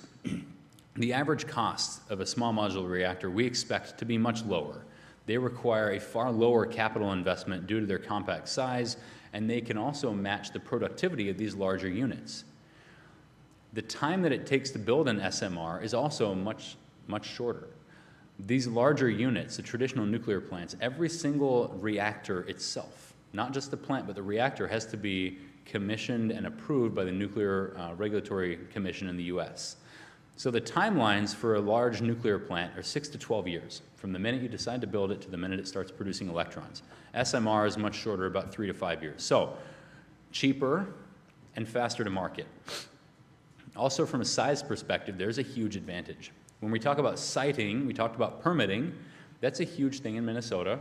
we all know that land availability, land costs are very valuable. The amount of land that an SMR takes is a fraction of what we see these large nuclear units taking up. So a 470 megawatt capacity SMR takes about 10 acres of land. A 1,000 megawatt traditional nuclear unit takes almost 850 acres of land. So for about half the capacity on the SMR, but 15% of the land use, right? And that's really compelling. It's compelling for a number of reasons. Less permitting concerns, less constraints on getting this thing built, on using land, but it's also able to site closer to load. You're not going to see a big 1,000 megawatt giant nuclear unit go next to a data center, right? It's physically impractical. An SMR, it's entirely possible that we could see a world in the next 15 to 20 years where we're siting these units on site at commercial and manufacturing and data center loads. Safety is also a huge concern, and I'll speak more to that in a minute, but they're very simple designs. SMRs use passive cooling systems, they require lower power, and they have much lower refueling requirements, and they also minimize the transportation and handling of nuclear fuel. So there's a lot that's going for SMRs, but they're a very new technology. They're one that's still under development by a number of different companies with whom GRE works. And I wanted to touch on the three of the most exciting companies that we're working with today, and then I'll wrap up. So NuScale is, if you've heard of an SMR in the news, it's probably been NuScale, because they've been around the longest, and they're the only small modular reactor design that's currently certified by the Nuclear Regulatory Commission. It's a light water reactor. It has a 77 megawatt capacity per module, and it's scalable. So you can put 12 different modules on site. These are resources that we're really excited about, and we have a great relationship with NuScale. We've been working with them for years. They did have a demonstration plant in Idaho, and you heard Jim Matheson talk about, he's from Utah. Idaho, we did have a project that was being administered by the Utah Area Municipal Power Service, and that was going to be a pilot for this technology. In the last 3 or 4 years, we've seen a substantial amount of inflation on steel and other components that are necessary for construction. That took the cost of this asset above the price point that that entity was willing to pay for it. And so this project was paused. And we expect that to resume. In fact, we have a number of people who are involved in this from GRE that are tracking what NuScale is doing. But NuScale is one of the technologies. It's a much more traditional technology. It's very much like what you see in these big nuclear plants, just scaled down a little bit. TerraPower is another company we work with. They're totally different. And the next two companies, including TerraPower, I'm going to talk about, very different designs, very different engineering perspective. This uses sodium in the nuclear reactor that allows that unit to store energy. So it's a sodium-cooled fast reactor, or an SFR. So it runs at 345 megawatts base load, but it can operate up to 500 megawatts. Because the way that this technology is created, the way that it's designed, it allows molten salt to store energy during the fission phase and the heat generation phase. And when there are times of peak system need, very much like when we run our gas units, this unit can take that heat that's being stored in that molten salt and can boost the output of the unit. So these units operate both as baseload and peaking assets. There is a demonstration plant that's under construction in Kemmerer, Wyoming. In fact, somebody that's on my team is making a trip out there to work with TerraPower. We have an annual meeting with them next week with a number of other utilities in the country. They're going to go visit that demonstration site in Kemmerer and take a look at it. This project, this technology is supported by the U.S. Department of Energy's Advanced Reactor Development or Demonstration Program, the ARDP. And the last company that I want to talk about, and the one that I'm most excited about, is X-Energy. X-Energy was formed just a few years ago, and the folks that formed this are former U.S. Nuclear Navy staff. And this technology is very different than anything else that you'll see in the industry. Instead of a large reactor, this unit uses these little balls, and they're about the size of a pool ball. There's 220,000 of these. They're called TRISO fuel particles. Each of them is one kernel of uranium that's wrapped in, thousands and thousands of layers of carbon. Each individual fuel ball there is its own containment vessel for storage. And so in the worst of events, and there was an explosion or an accident, and these fuel balls went all over the place, each of them is a self-contained storage vessel that's insulating 99.99% of the radiation that's coming from this unit. The way that they structure this, and the easiest way to imagine it, is a paper towel tube filled with a bunch of BBs. And what that is each of those is generating heat, and it's circulating helium through that tube that's heating gas, heating water, turning turbine, creating energy. It's a really exciting technology that's producing energy, that's also insulating the fuel, and that's providing storage as well. 80 megawatts per reactor module. We can scale them, and there's a demonstration plant in development today with Dow and the USCC Seadrift operation in the Texas Gulf Coast. Again, this is another technology that's being supported by the US ARDP program. Number of hurdles in the way of nuclear energy today. Regulatory hurdles, one, very hard to permit them. A lot of states think nuclear, right? You think 3 Mile Island, they think Chernobyl. These are events that are extraordinarily unlikely. This technology is very safe today. Nuclear technology is very safe. It does have high initial capital costs. Public perception is another issue. Just because of the perception of nuclear, there is a level of engagement with the public that would be needed if you wanted to build a plant like this. And then finally, market competition. They are expensive. I talked about the capital costs. When you're talking about this versus gas, gas does have an advantage. But long term, gas includes higher operating costs, fuel costs, maintenance costs, things that these nuclear technologies don't have. So upfront capital, it's more expensive. Long run operating, it's cheaper. There is a large opportunity for nuclear in this country, though. We have a growing energy demand, decarbonization goals that can be filled primarily by clean, firm baseload power. We have supportive policies and funding. This administration that's in the White House right now has a very large focus on nuclear. There was an executive order that was issued about 2.5 weeks ago that creates the incentives, that creates the directives to increase the nuclear fleet in the U.S. by orders of magnitude over the next 10 to 20 years. So this technology is attracting an enormous amount of interest from this administration in our country right now. In fact, in the House bill that passed, it's the only technology that retains tax credit benefits that are sunsetting for wind and storage and solar. Nuclear retains those. So in summary of everything that I spoke about, reliability is a top priority for GRE, for MISO, for our members, for the market.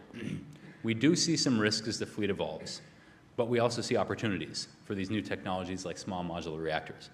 There are new capacity rules, requirements underway that incentivize the correct market behavior and the provision of reliability assets to the system.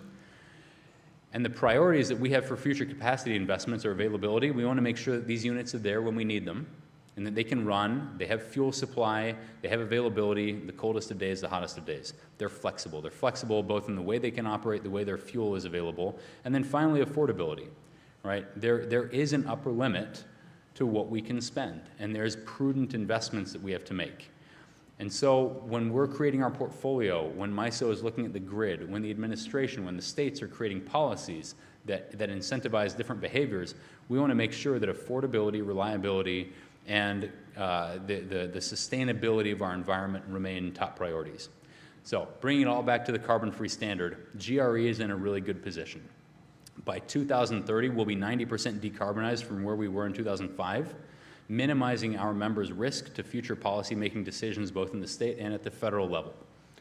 We've also done that by keeping our costs 20% below the weighted regional average rates in this part of the country. So we acted early, and we took the initiative to do what our members were giving us the directive to do, which is to create a portfolio that balances affordability, reliability, and cleanliness. I think that's my last slide.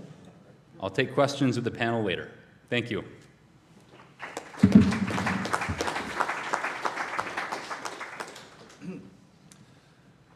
Thank you, Zach. Our final presentation this morning is going to be from Priti Patel. Priti is our Vice President and Chief Transmission Officer. With more than 28 years of electric utility experience, Priti oversees Great River Energy's transmission business. Her responsibilities include oversight of all aspects of transmission, including investment strategy, planning, permitting, construction, maintenance, engineering, project management, and field and system operations. Prior to her current role, she held leadership positions at Xcel Energy and the Mid-Continent Independent System Operator, MISO, who you've heard quite a bit about this morning. And you've also heard quite a bit about generation. This presentation is really going to focus on the other area of our business in the transmission focus area. And there's equally exciting evolutions taking place in transmission that we're excited to be a part of and are critical to our progress that's being made on our energy transition overall. Priti, are you there? I am. Can you hear me? Yes, yes, we can. Great. Is my face blown up on a screen? You are larger than life right now, so. Oh, great. Wonderful. Well, thank you.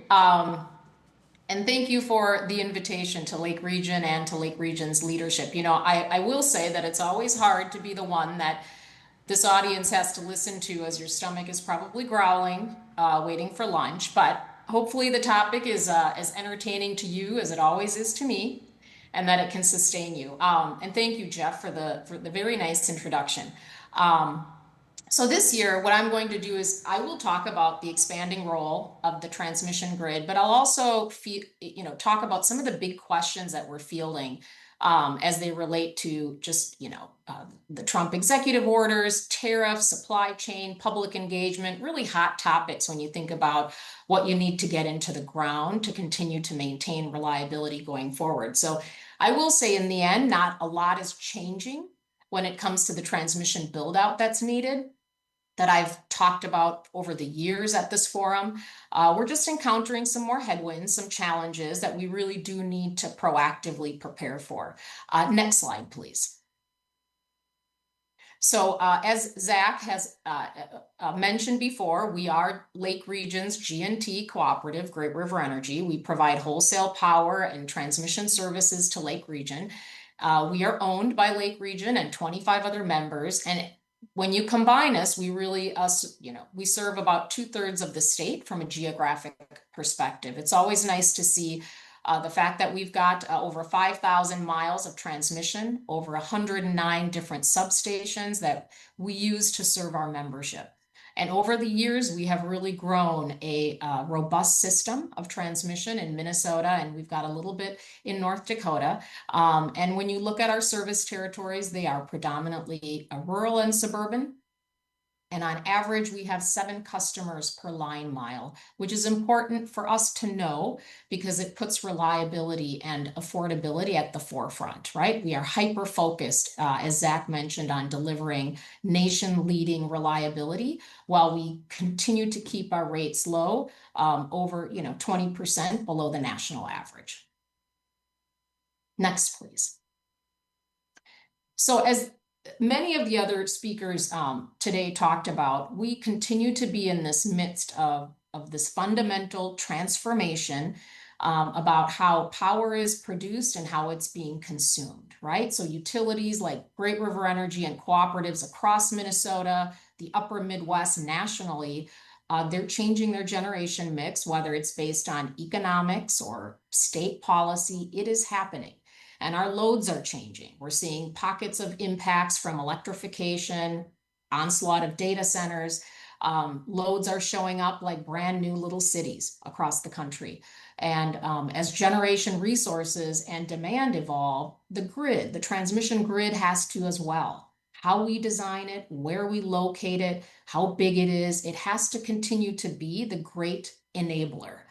And it is still the linkage between power plants and our communities, which consume electricity. And the scale and magnitude of this grid transformation is frankly unlike we've seen in our lifetime. We draw strong parallels to the original electrification of the nation in the early 1930s. And what you see on this slide are 3 significant major transmission build-out phases that are currently under development in the Midwest, in the MISO footprint. And Zach talked quite a bit about MISO and the geographic footprint that we, GRE, and the state of Minnesota are a part of. And so in total, when you look at all of these phases, it is going to add 6,500 miles of new transmission. In Minnesota alone, we will add 1,400 miles of new transmission.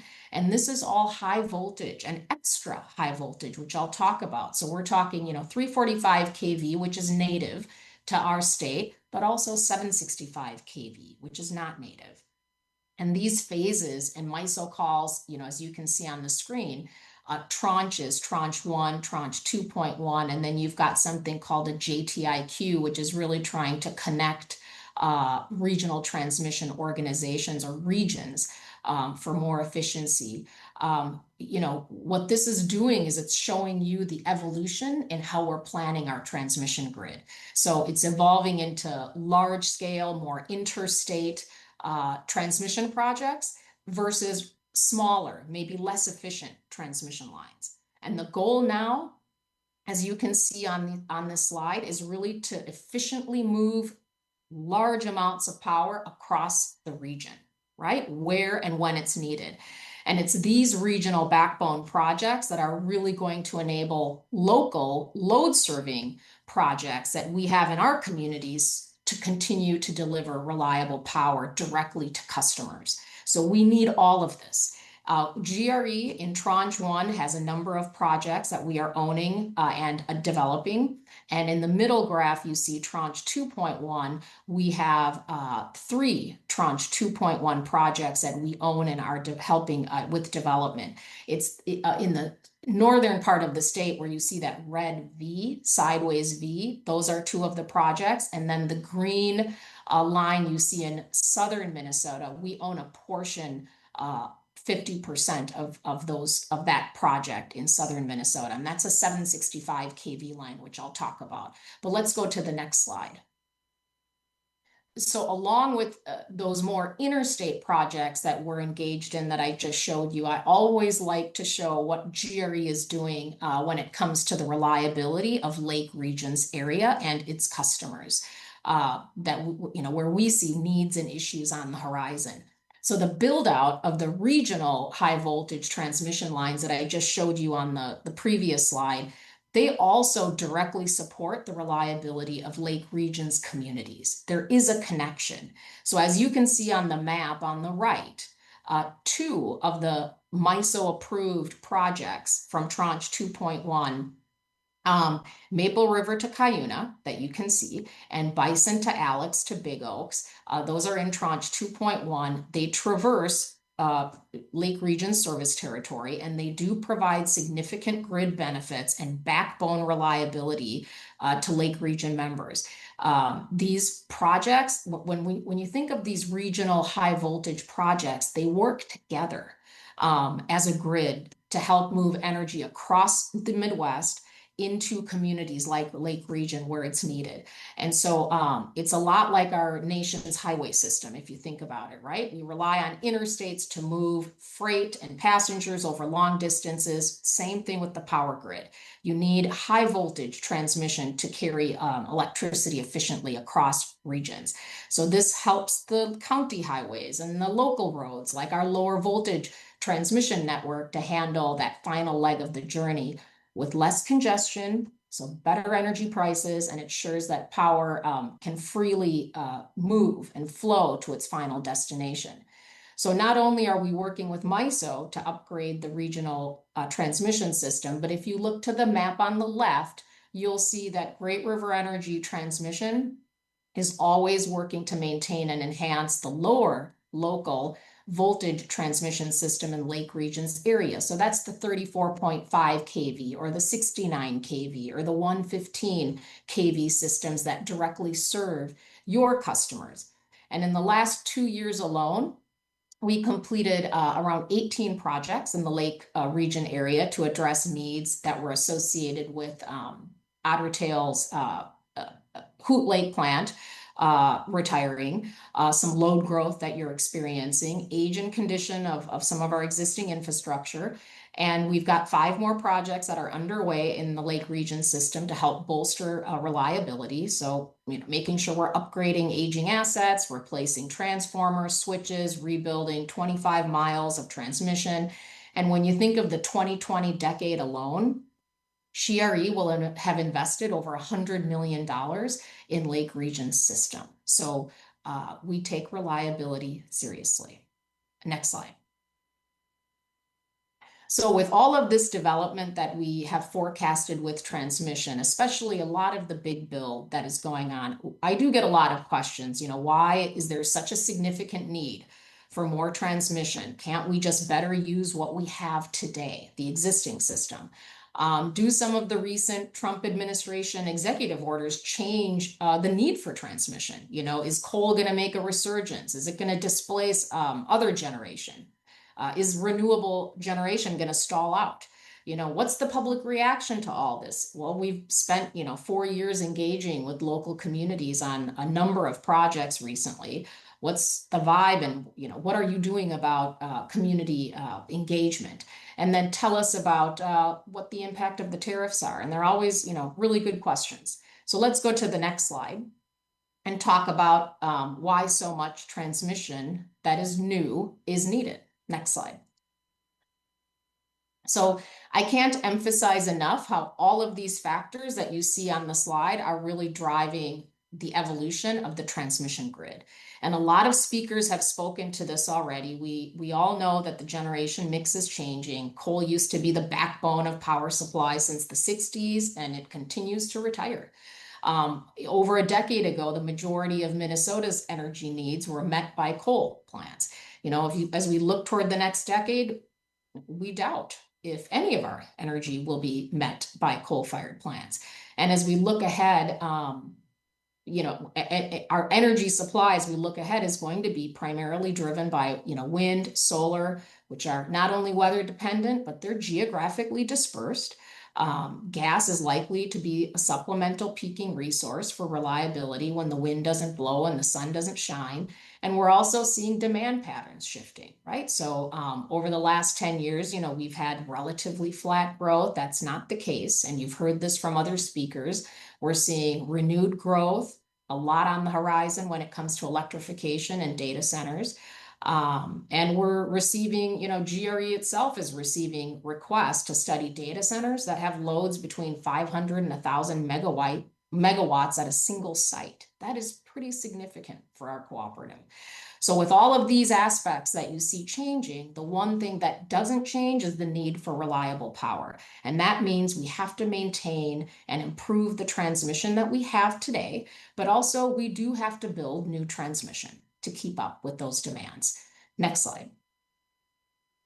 So the pace of change is staggering. So this is really, I think the pace we have seen over the years is really fast for an industry that is capital intensive and provides a life or death service, right? A critical service.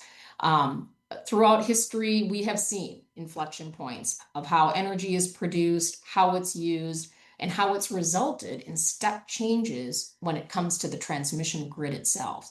So the last inflection point that we experienced was in the early 2000s. And I remember it kind of like it was yesterday because I was helping lead a group of 11 utilities that ultimately developed the transmission build-out solution to meet the needs that were ahead of them.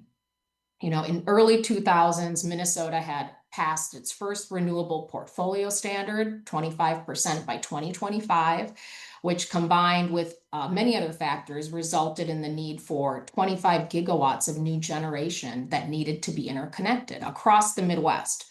And for perspective, Minnesota's total gen today is around 20 gigawatts. So MISO had just been formed at that time as the regional transmission operator, and it really prompted a change as to how we plan the system and how we develop the system. So we started thinking about transmission not just being limited to intrastate transfers between neighboring utilities, but more to interstate transfers of electricity, because we found that it would lead to better utilization and efficiency. And around the same time that MISO was created, that we had a number of utilities that a few of us led in the upper Midwestern states that identified, hey, we're going to need to transfer 1 to 3 gigawatts of more energy into the state to meet our reliability needs.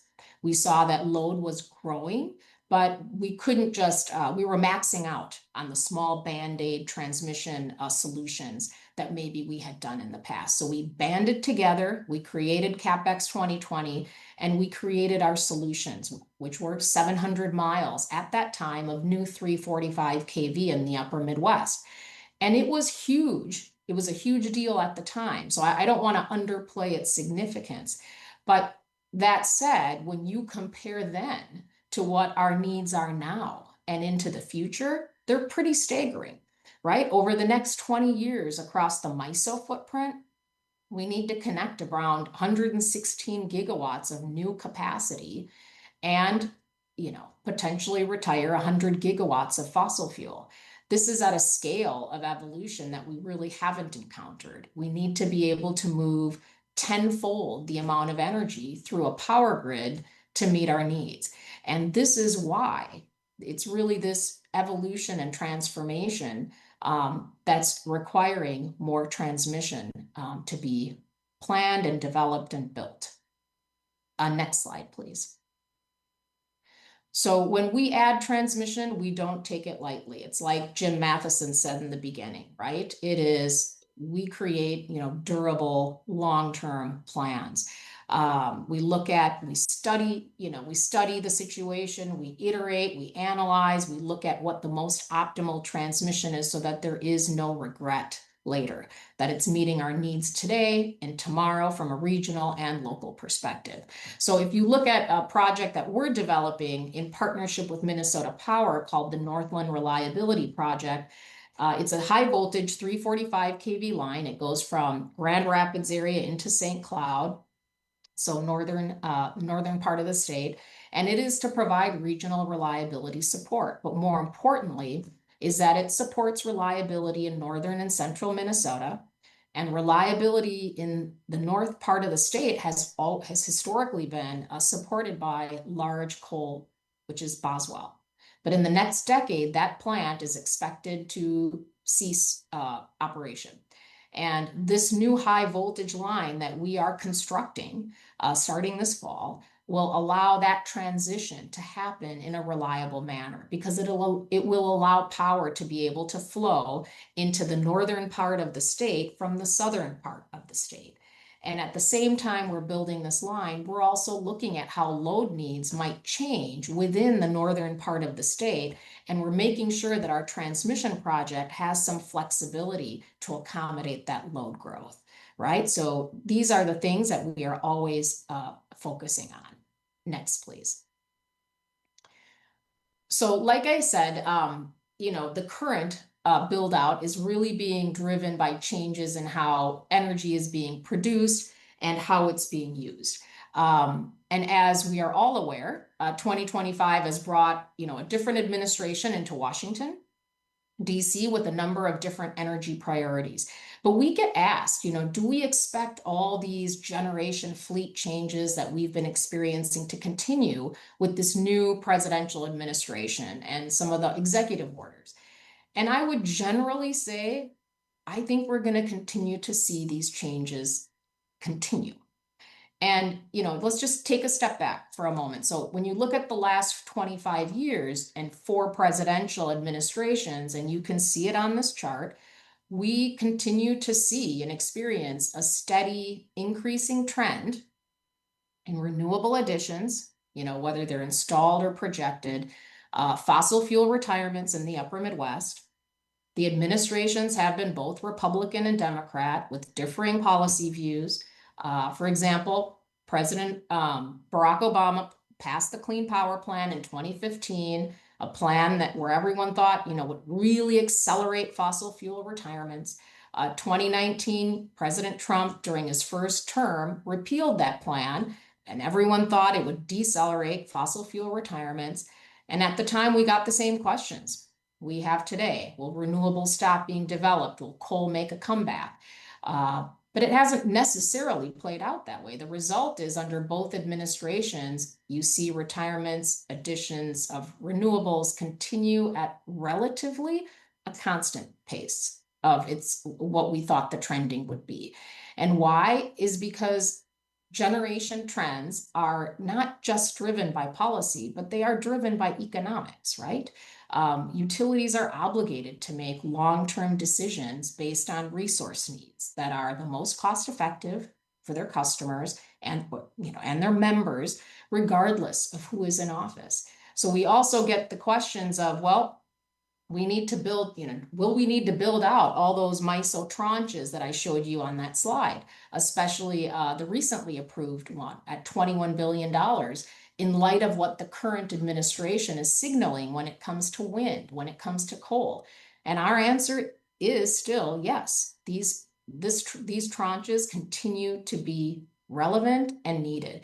And I can tell you that the assumptions that are driving Tranche 2.1, that $21 billion portfolio, they err on the side of being conservative because MISO stakeholders like GRE and others know that whenever you develop a portfolio, it has to withstand political changes in Washington.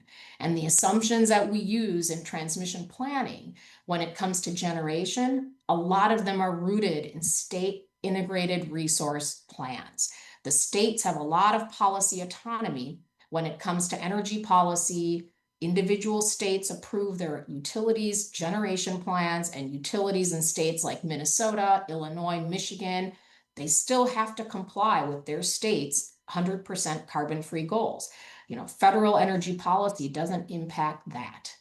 Another important consideration that underscores the need for significant transmission build-out, continued build-out, is that the assumptions that were used by MISO that led to that large portfolio were, they were based on a lot of base load growth was assumed that included firm and committed growth from data centers, which at the time was not a lot.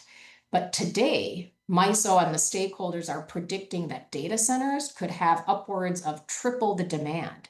And that's not represented in those models that produce those large transmission portfolios. So there's going to be a need for more generating capacity, as others have talked about today, to serve those data centers.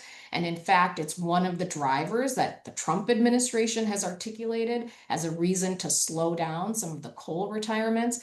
If there is more demand and there is more generation, well, the need for Tranche 2.1 actually becomes greater because the assumptions were much more conservative than what we're seeing today. So even now, we have little reason to believe that much different will happen. We're going to see some ups and downs when it comes to some generation resources, absolutely, but we believe the general trajectory is going to remain the same. Next, please. So the need for new transmission is clear, but that doesn't necessarily mean it's going to be easy to get into the ground, right? So understanding why it's needed is one part of the story, but the next challenge, and I would say our responsibility, is how we build it in a way that minimizes impacts and when it comes to our communities and how we serve our communities, and we need to be proactive. Next, please. So we do have a number of principles that we actually adhere to when it comes to our approach. When it comes to community engagement, we don't just check the boxes. We need to build relationships. We're building, we plan to build voltages that have not been experienced in our state before. And, this is going to take time and community engagement. And in Minnesota, to Jim Matheson's point, we did have permitting reform. So we do have tight timeframes to file our regulatory permits when it comes to those big MISO projects. And so engaging early and often with our communities is becoming more mission critical because of that tight timeline. We know we need to meet everybody where they're at, and we're really using a mix of tools to make sure people are involved and stay informed. Second, we're engineering transmission infrastructure with our communities in mind. So we always start out with our overarching mission is reliability, but it has to end with minimizing disruption. So our engineers are designing systems that reduce impacts, and I'll talk about that in a little bit. And then of course, stewardship. That is, we are a cooperative that is owned by cooperatives. So it's entrenched in our ethos. We don't just build in communities, we build with them. And it's a team sport, and we really view local government, landowners, interest groups as true partners to us when we're building transmission infrastructure. Next, please. So we have lived those principles pretty recently with the Northland Reliability Project that I mentioned, from Grand Rapids to St. Cloud in the north part of the state.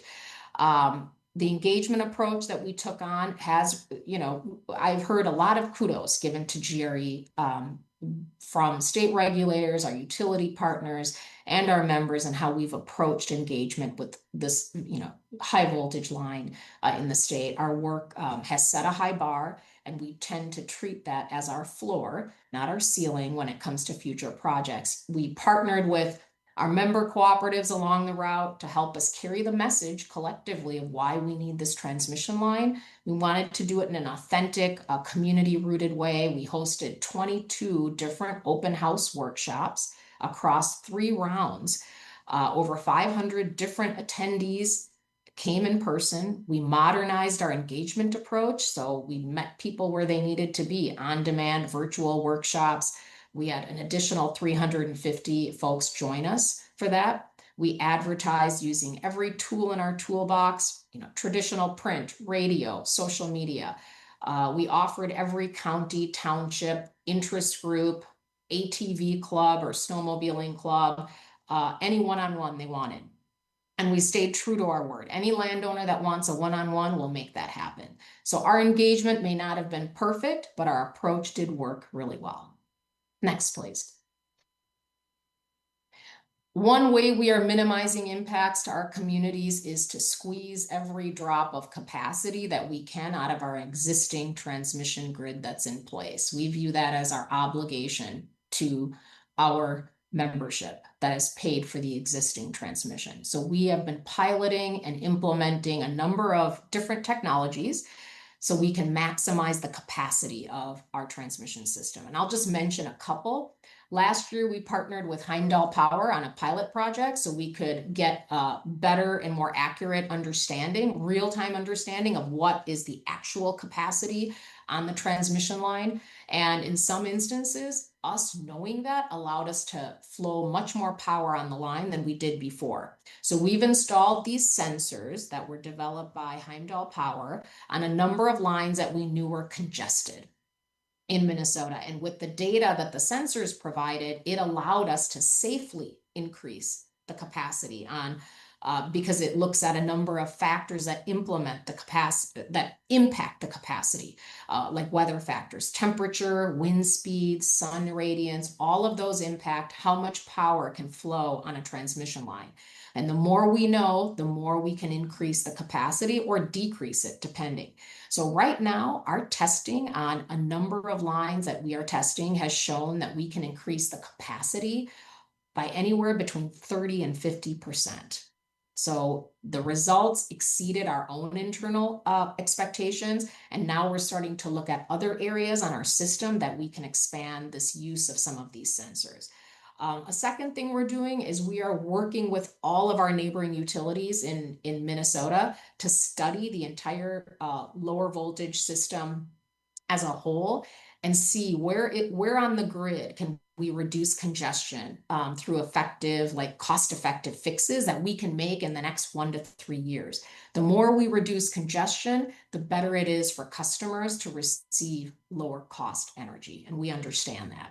And finally, when we're routing new projects, we're trying to use existing corridors to the greatest extent that we can. And we call this co-locating. And that means either we're going to put a transmission line parallel to an existing transmission line in the same corridor, or we're going to rebuild a new transmission line on common towers with existing infrastructure. So those are ways that we are really trying to lessen the impact in our communities.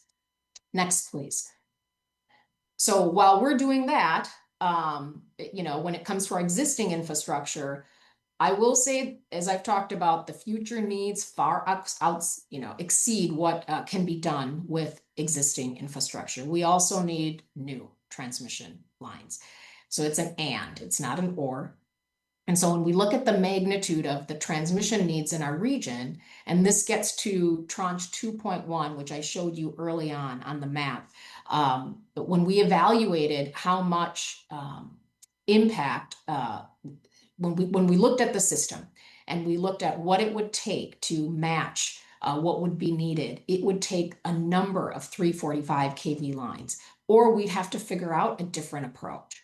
So we looked at the impact to our communities of all those 345 kV lines, and we knew that we needed a different approach.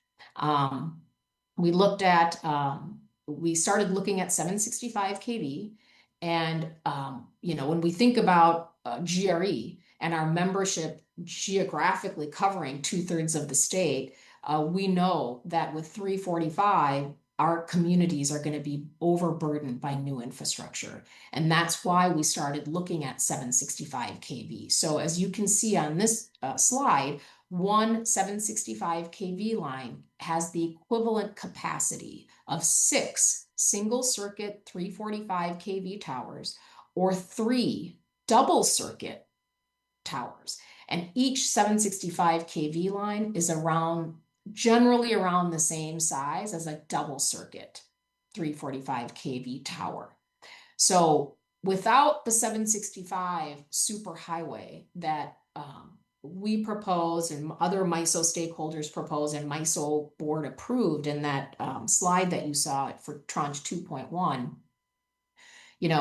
without that, we would need so many 345 kV high voltage lines, and there would be many times the land and public impacts to move the same amount of power.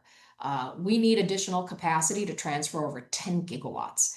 So it's been one of the main reasons we supported a 765 kV build out. We are leading the first 765 kV transmission line build out in partnership with Xcel Energy and ITC Midwest. We're going to lead the development of 765 transmission backbone across southern Minnesota, which I showed you on that earlier slide. This will be the first 765 kV line in Minnesota. It's going to be about 2,000 miles of, it's less than that, but I can say that, there's been about 2,000 miles of 765 that's been reliably and safely operating in the US for decades. But this will be the first time it enters the state of Minnesota. Next, please. So, number of us do have the tall task of developing these, pretty important large transmission projects that carry price tags that are not just in the millions, but the hundreds of millions and frankly, billions over the next decade. And with that responsibility does come some opportunity where we can provide some significant benefits to the communities that we serve. And so with this in mind, we've developed a strong set of principles around sourcing and labor. We start local wherever we can. We make it a priority to work with our contractors that are based in the upper Midwest. We know that local dollars help build local support for these projects. Good jobs are a part of the value that we bring. So we do prefer union labor or contractors that pay prevailing wages. It helps ensure high quality work, and we want to support skilled labor in our region. We buy close to home and we scale from there. So our sourcing hierarchy starts with local and expands to the US-based suppliers, and then only go international when it's absolutely necessary, and I'll show you some of that. Compliance for us is not a checkbox, it's a baseline. We hold our suppliers to pretty strong standards: health, safety, insurance, environmental protection, cybersecurity. And in fact, on one recent project, we rejected a major contractor because of its safety record. Diversity strengthens our supply chain. So we do actively seek out certified diverse suppliers. Next, please. So it's one thing to plan the right projects, and it's another thing to get them into the ground on time. Today's supply chain environment is pretty challenging, and it is providing some headwinds that we're facing. So let's go to the next slide. So, we do have a stretched supply chain, admittedly, since COVID, actually, GRE and utilities and cooperatives, across the country, and you all have heard about this, we've faced pretty persistent supply chain headwinds. And what started as pandemic-related disruptions to both manufacturing and shipping has now evolved into a broader issue of limited supply. And it's frankly been exacerbated by the pace and the record level of investment that people are making across the globe when it comes to transmission infrastructure. So as you can see here, critical components for substations, which, substations are the brains of transmission, of the transmission infrastructure. But the critical components for subs to develop high voltage transmission, the lead times for critical components like transformers, breakers, reactors that you see here have nearly doubled or tripled. And as you can see here, the costs have gone up alongside of them. So there's so much that is happening, so much build that is happening simultaneously that the demand is really outpacing supply. And for a lot of material that we need, the lead times that we once estimated in months, frankly, we're now estimating in years. And there's not a lot of ability that we have to expedite this as well. They vary across, as you can see, the equipment type, but you're just seeing increases across the board. And the small silver lining, and it's not the silver bullet, is that we have seen supply respond to increased demand. They're working to increase their capacity to match demand, but that is not going to happen overnight. Like, it's going to take a while for that to happen. Next, please. And on top of the supply chain pressures that we're already seeing with what we call our native voltage projects, our lower voltage projects that are in more of our communities, like 115 or even 345 kV. Once we start developing 765 kV, that's taking supply pressures to a new level. So as you can see here, domestic supply for what we need for our 765 transmission project in southern Minnesota that I showed you on a map earlier, it's really limited. A lot of the key equipment for 765, breakers, transformers, reactors, they have to be sourced internationally. There simply are not enough US-based suppliers, and the production capability is limited. So we see longer lead times, less flexibility. So we're dealing with, longer procurement timelines. We've got a lot of shipping logistics, fewer options if a problem happens. And adding to the headwinds is recognizing the fact that we're not the only ones building 765. It's being built across this country and the entire world. China is currently outbuilding the US 3 to 4-fold. And everyone relies on these same vendors that you see on the slide. And that's why the early planning that GRE and other utilities do, is really important. So we're mindful of the in-service dates of all of our projects. Right now, for these big high voltage projects, it's 2032, 2034. So we have to forecast and procure years in advance to secure production slots. And we build good, strong relationships with these vendors as well. So next slide. So some of our short-term strategies are, like I said, early procurement of key materials and equipment, getting those slots in early, staying ahead of delays and possibly pricing swings. We've expanded our spare materials program so that we've got emergency inventory in stock. We're using scale to our advantage. So we're trying to work with others to see if we can, in a legal way, to see if we can leverage situations and have larger project packages that can help us secure timing of supply and availability of materials. Longer term strategies are, we monitor our existing equipment so we can see early signs of failure. That's a good thing, right? So we're enhancing monitoring our equipment so that we can anticipate failure and then procure equipment before a failure happens. We're looking at larger warehouse space. We've got mutual support arrangements that we are participating in, even more so to provide backup for us during an emergency. So these are things we are proactively doing to deal with some of the challenges and headwinds that we are facing. And so next slide is really my last slide. And I would just say, as someone who is, I guess, wrapping up the morning, and into early afternoon, is all the presenters, we've all talked about what it takes to have a reliable system. Everything we do in transmission, from engineering to engagement to procurement to project delivery, all of it, everything we do is in the service of a reliable electric system for the members that we serve. We're aware of the risks, from tariffs to supply chain disruptions. And so we are building with our eyes wide open and proactive preparation. So thank you for your time and attention, and certainly open to whatever questions come up during the Q&A. All right.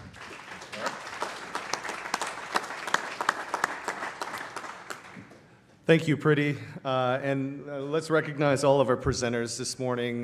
Great job, great information. Thank you very much.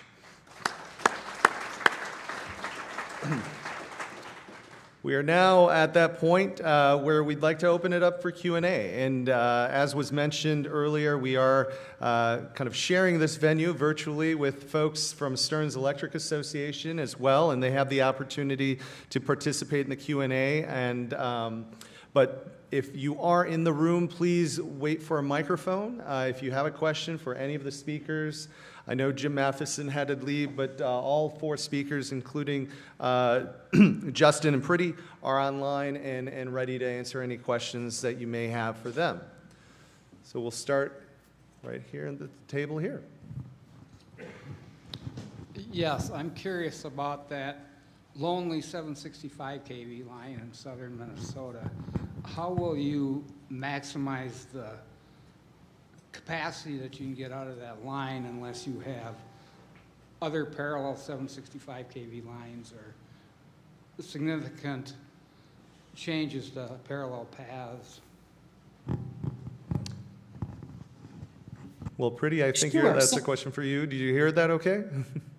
I did, yeah. Thank you for Great. the question. So I don't know if probably the map that I provided wasn't sufficient to show you, but this 765 is an AC transmission line, alternating current transmission line, and it is not just in southern Minnesota. So it starts in South Dakota, and it goes through Minnesota. It also connects down into Iowa and moves on through Wisconsin and connects also into Illinois. So it is quite literally creating a 765 superhighway. And I don't think we are done yet. There will be other transmission planning processes at MISO starting up next year, where I think they will enhance that 765 highway, superhighway, I would say. So we anticipate it being highly utilized and providing energy sufficiency across the region. Because I think, as you've heard from so many speakers today, with dispersed intermittent generation and baseload retiring, the one thing you need to be able to do is you need to be able to rely on the resources, not just that are in your state or maybe one state next to you. You need to be able to have a connected system, and that's the point of being in MISO. As Zach said, we do our business in MISO. It's that footprint that we rely on. All of the resources become important to us, and having this interstate highway, so to speak, that spans multiple states becomes really important to us. So I hope that answers it. Great. There was one more question at this table over here, and then a gentleman over here. My question is on the lifetime of renewables, the solar and the wind. I recently moved up from Wilmer, and they're now taking down 2 windmills they put up, and I believe they put them up in 2007. And so they don't even get 20 years out of these two windmills. And considering, you know, that GRE has invested a lot of money in windmills already to the point, you know, are they going to be available for a long time, or are like these going to have to be replaced? And the replacement cost, they estimate, it's not replacement, they estimate that to tear down these is going to be $800,000 for two windmills, and which just astounds me. Maybe someone can answer something. Yeah, Zach, I think you're the target audience for this one. Well, thank you for the thank you for the question. So GRE, we don't own any windmills, nor do we own solar. We contract our assets via power purchase agreements. So the cost of the decommissioning, the cost of retiring or recycling those resources falls to the owner of that project. Now, your question, I think, is more overarching, which is, you know, there's a finite life to wind, just like there is with solar, and that's true. There's also finite life to all of the other energy resources that we use. There is an effort to better recycle the supply chains associated with some of these technologies. You can repurpose them, repower them. So right now we're kind of at that inflection point where a lot of the early wind projects are beginning to reach the end of their life, and we are seeing a strong push from the developers and the owners of those assets to recycle and repower those units such that they can preserve the existing project footprints but continue to produce power and energy and provide the system with what it needs at a higher level. But there, as with anything else, when you're decommissioning a coal plant, gas plant, nuclear unit, right, there's recycling, there's decommissioning, there's costs associated with that, just like there is with wind and solar. Gentleman over here has a question. Are we?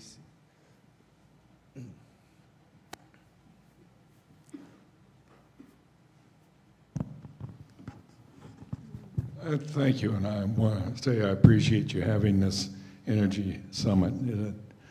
It's good. We're talking about the lifetime of these wind and solar projects that are out there right now, and you're saying, well, they're going to work on them, but we're building transmission lines not for 10 years or 15 years. They're being built for 50 years, 100 years or more. Now, what's going to be at the end of the line if you don't have contracts with these people that are building the wind and the solar fixtures at the end of it? I mean, it's nice to say you don't own them, but if you don't own them, what are you going to have when their contract's up? Other thing is, I guess this one goes to Purdy. She was saying almost all of the 765K parts are being built out of the country. Is there any forecast for made in the USA parts for this in the future? I thought part of the manufacturing issues that were coming up now is to try and move manufacturing back to the USA. I'm just wondering what's going on with it. And there's one other thing about the cost of transmission that Purdy gave the presentation on. I didn't see anything that said over a period of its lifetime, how much dollar-wise per kilowatt or whatever is it going to cost the average user for just this transmission bit that they're adding, not including all the stuff on the end of the line. Thank you. All right. Well, Purdy, maybe we can start with you on the transmission questions. Sure, and hopefully I have understood some of it. I think the first question on the transmission was the manufacturing. And yes, I mean, you're correct in terms of what you saw, that quite a bit of so one thing to remember with 765 kV is that there hasn't been a lot of 765 kV built in the United States for decades. right? When it was built quite a while ago, it was owned by one company. So there's about 2,000 miles of 765 in the United States. I think it's the highest voltage we have in the United States. And so there aren't a lot of manufacturers. You are absolutely correct. Domestically, there are not a lot of manufacturers, and it will, I believe, develop over time. So we are getting signals that we will see development over time. It's not going to happen overnight. It just won't. So that's what we're a part of here. But should it prevent us from moving forward with the type of transmission we believe is cost effective, when you consider our needs, it shouldn't prevent us, because we will get there eventually. And this will not be the only build out that you see. We will see more happening in the upper Midwest and nationally. So this is part of the evolution and the transition that our country is going through, and our industry specifically, as we move toward this voltage. When it comes to, and I can't remember, was that you, Earl, asking the question? Yes, it was.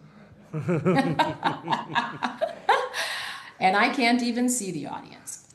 I think your question was around cost. So I can tell you this, I do not have a lot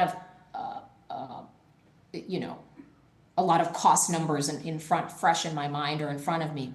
But when MISO evaluates each portfolio that it develops, here the $21 billion portfolio, 24 projects, it had almost per dollar spent customer savings and value of anywhere from $3 to $5 per dollar spent. Because you are lessening congestion, you are allowing cheaper energy to flow across the superhighway. By building this system, you are not building other transmission lines. So it is the scale of these projects help to create a broad value to customers that they quantify every time their board has to approve a portfolio like this. So that's what I can say about it right now. Well, And Earl, as always, if you have any questions, you can always reach out. yeah, one more thing on that same issue, as far as how long, or as far as the single point of failure you're introducing by putting everything on one line, because now your superhighway could be a super stop for all energy.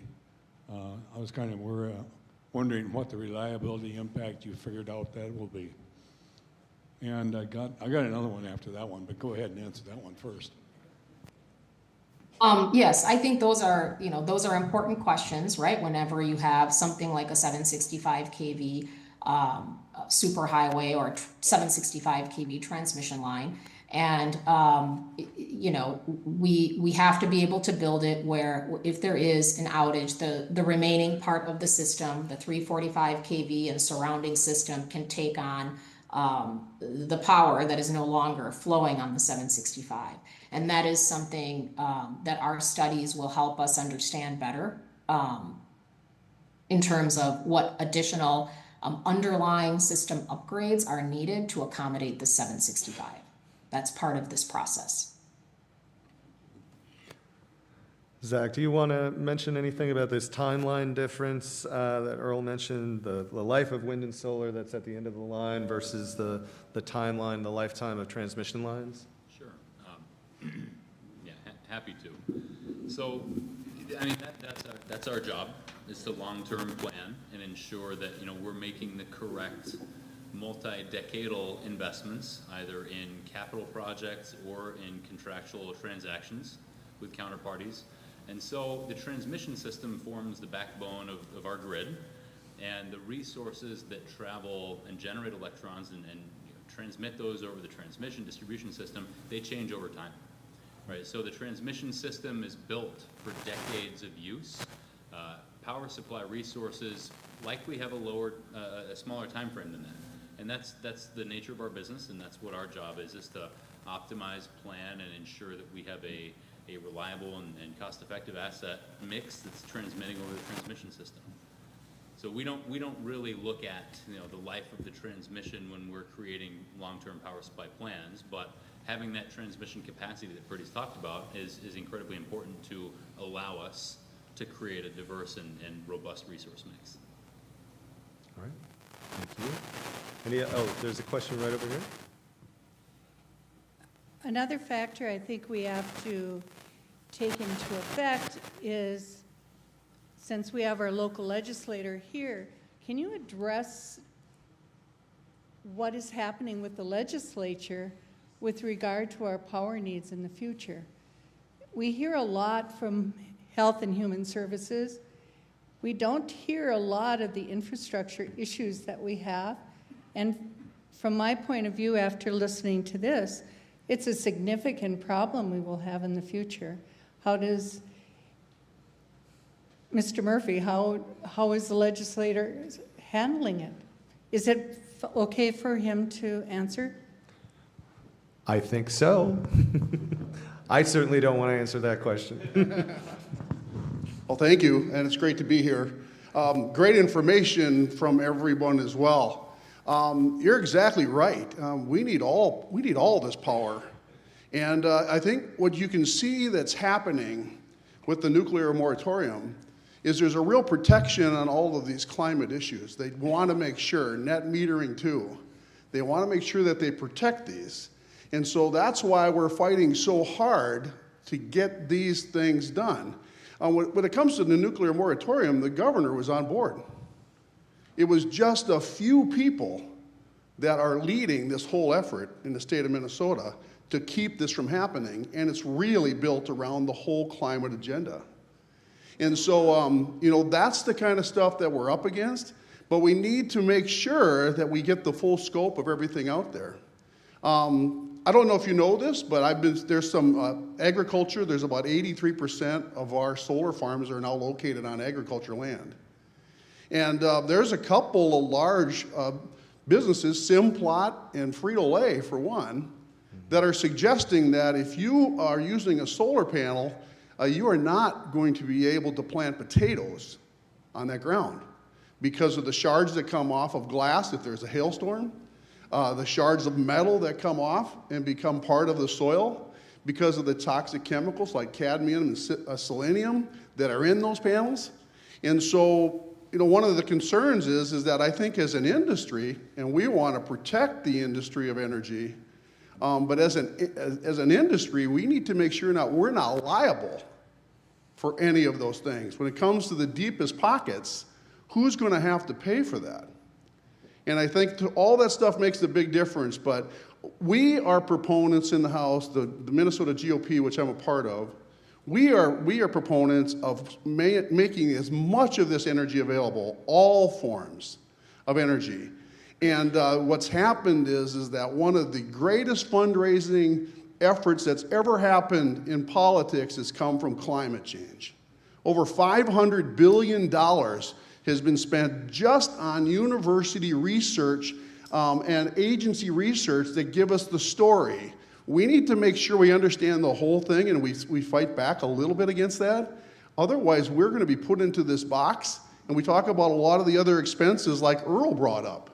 We talk about those unexpected expenses that are coming later by not making sure we do the right thing. So in the House of Representatives, we're trying to make sure that we expose this and make sure that people are aware, because we need to make sure that some of this stuff is slowed down.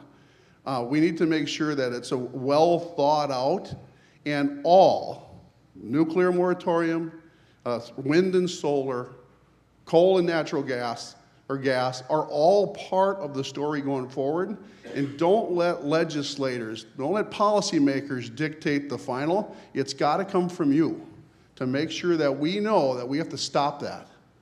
And so that's just a little bit of an answer. Did I miss anything that you liked? But we're working hard down there to make sure that we turn back some of this stuff. But the nuclear moratorium, I think, is a huge miss for us. Even with data centers, they fought back on data centers so hard. And data centers represent an industry for us, like agriculture, like mining, where wealth comes from the ground. Wealth starts with that. We have a lot of wealth that can come from data centers. In my opinion, the reason they didn't want data centers is because they don't want to take a risk of upending their climate agenda. And that's what will happen with Tier 4 generators that'll end up at those those data centers, with the bringing back of coal after the meter. There's a lot of things that are happening. But that's the reason they fought so hard against data centers, is they want to preserve that for themselves.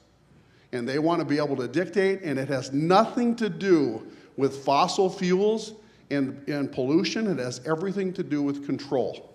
And that's what I think is happening, and that's why we need to continue to fight back. So thank you for giving us 67 members in the Minnesota House, because with 67 members, we have veto power. And that puts us at a unique spot, and we're turning a lot of bad stuff backwards, or back. But that 67 members having 67, they can't pass a bill without us. And so it's really important. So we're fighting anyway, so thank you. Thank you, Representative Murphy. I think, was there a question at this table right here?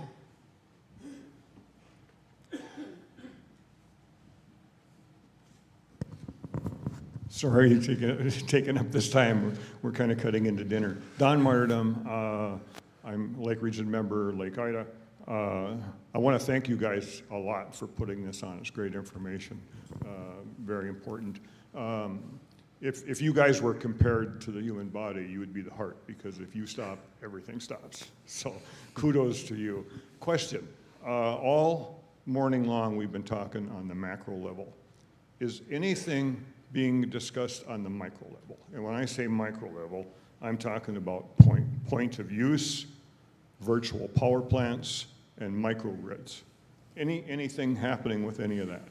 Because I'll go ahead and take a stab at answering that question, because yes, we're doing a lot with looking at flexible load, looking at efficiency, thinking through what kind of resources and accreditation we can look for with those member resources when we're thinking about, Dan mentioned the water heating program that Lake Region operates here. Those are resources that essentially form a power plant when aggregated. And so one of the things that Great River Energy is very focused on is developing not only the generation resources and the transmission system, but also looking at what software resources can we bring to our members to help gain visibility and aggregation capabilities of those resources, so that we can bring them into the marketplace and we can realize the value. There's value that's brought forward through the retail rates that the membership offers through those programs. But then what Great River Energy does is really takes those resources and presents them to the marketplace. And so to date, we have roughly 174 megawatts of flexible demand response capacity that's in the market today in the summer months, 288 megawatts of flexible capacity in the winter months. And as we look at the horizon to see what other technologies are coming, we're seeing battery technologies on the forefront. We're seeing, those types of technologies are being used very frequently in places like California and Texas. And while we're in a different market, those lessons that we learn from those experiences can help inform where we go next. And so looking at what is coming and how do we integrate that in the system is something that we're very, very much focused on and trying to identify what are those new opportunities for our membership. Another question here, then Earl. Earl has more to say, but let's go to Peter. Yeah, a question on clarification on the current legislation and law in place around carbon reduction. Are there any credits allowed for carbon reduction? So the target's 2030, 2040, going to zero. If we're doing carbon sequestration through agricultural practices, forestry practices, biochar production, which mitigates soil, enhances soil production, being a big agriculture and forestry state, we could do a tremendous amount of harvesting carbon and utilizing carbon as a resource rather than the enemy. I mean, we're all made out of carbon, and we use carbon every day. We don't exist. So do you know if that's the case, or can the amendments to the current law that will allow us to use our carbon resources, sequester it, beneficially for agricultural purposes, forestry purposes, instead of 40,000 acres burning up the forest, that could have been converted to usable building materials, but also carbon resources that can be used to enhance soils and so forth, more agricultural production. So, some clarification on that, and is there a future there? Sure. Derek.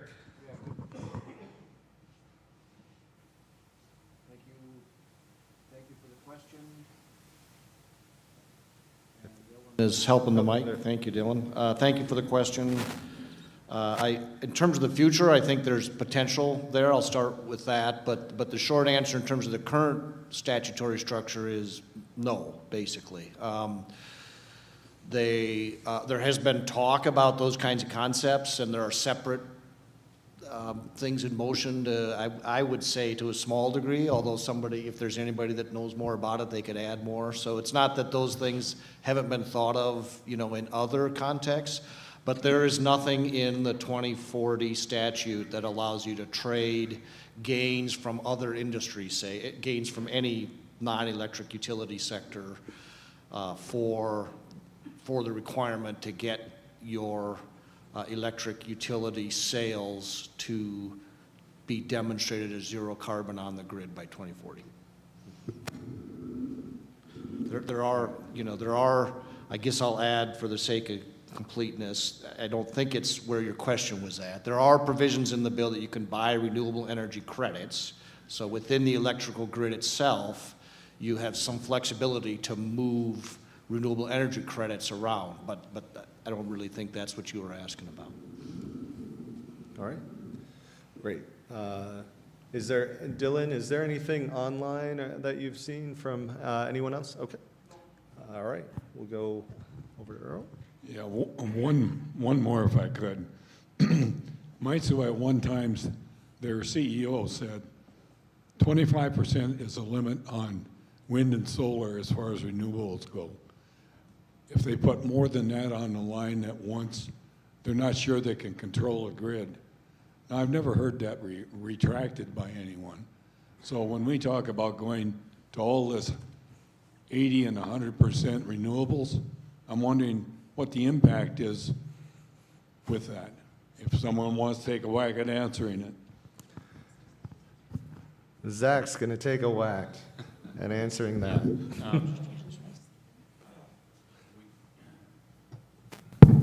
Great. We're consolidating microphones.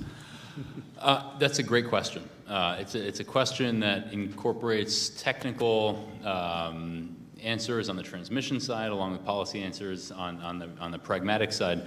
I think when you're talking about the technical limit of what can be transmitted, Pretty is the expert, but what I understand is, the transmission system requires a certain level of spinning mass on the system, right? We need support on the transmission system from rotating mass, things like turbines, coal, gas, nuclear.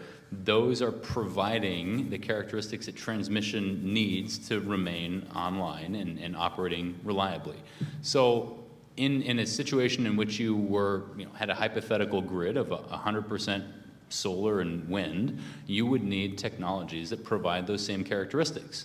So there are other technologies that we understand today, synchronous condensers, other things that can provide synthetic characteristics to the transmission system that can allow it to operate with more wind and solar, but there's a pragmatic limit on the economic side to doing that, right? On the policy side, when you're talking about 80, 100% carbon-free, the bill and the law today does indicate 100% carbon-free by 2040. What it doesn't mean is that there cannot be any reliability resources like gas and coal and others on the system. We can continue to operate those under the law today, as the system requires and as our members need us to dispatch those units and hedge them in the market, we simply need to comply with the 100% standard on the load side, which means if we have 10 million megawatt hours of sales, we need to retire 10 million renewable energy certificates or demonstrate that we are 100% renewable on the load side. We can do that while still running our gas units, and that's what we will do. All right. Oh. The amount of power that you're shifting on that big network, on that huge transmission line. The amount of power that you're trying to shift on that big transmission line, for instance, if all of a sudden the wind dies in one area 1,000 miles away, and you've got to immediately come up with power, because wind can drop pretty fast. I'm not certain you can bring an asset online fast enough to stop the grid from collapsing. That was MISO's concern. They could bring stuff on, but they couldn't bring enough on to keep it going. That's what I was after. Sorry. Yeah, what you bring up is one of the challenges that the industry is going to face in the next 15 years. It's one that we don't have an answer to today, but it's one that we are getting guidance and demonstration of how it's working in other parts of the world. I'm sure you've seen the news from Spain and Portugal about their power system reliability issues, the blackouts that happened there.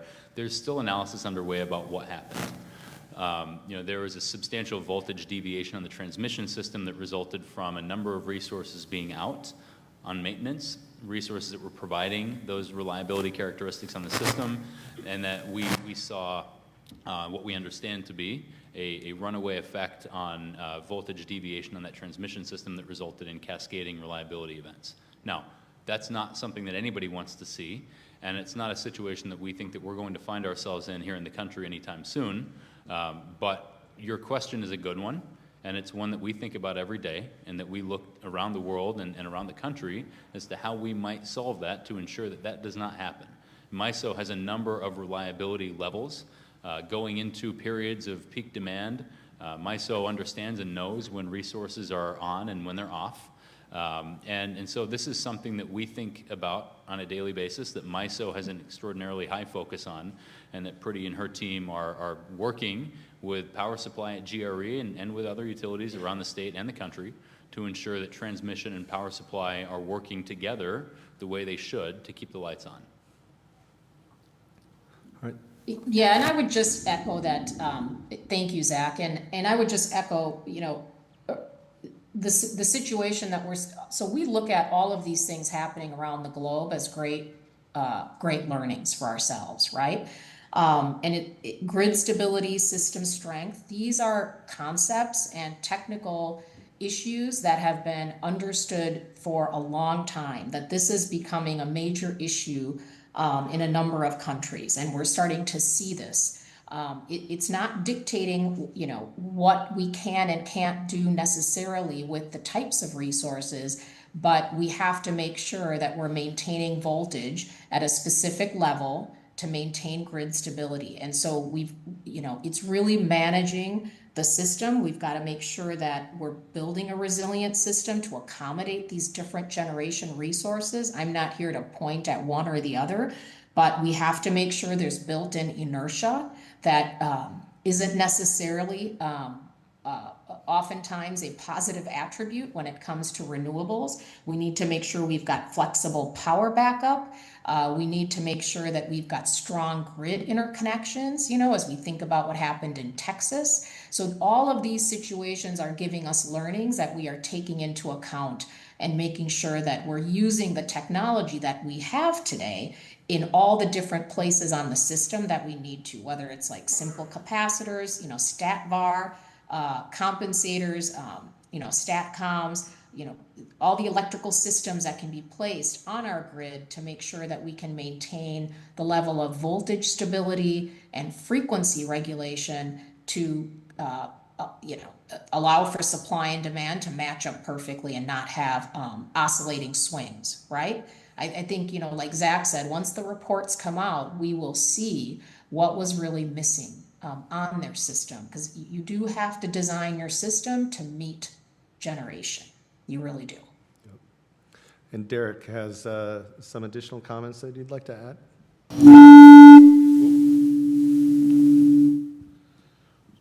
Sorry. So, yeah, good points. Agree with all that. I would just add briefly that, you know, these challenges, I think that we've tried to speak to a little bit in the last few minutes here, are, you know, as GRE is saying, things that they're doing a lot of work to plan for, things that the industry is doing a lot of work to try to tackle. Nobody knows the exact answer.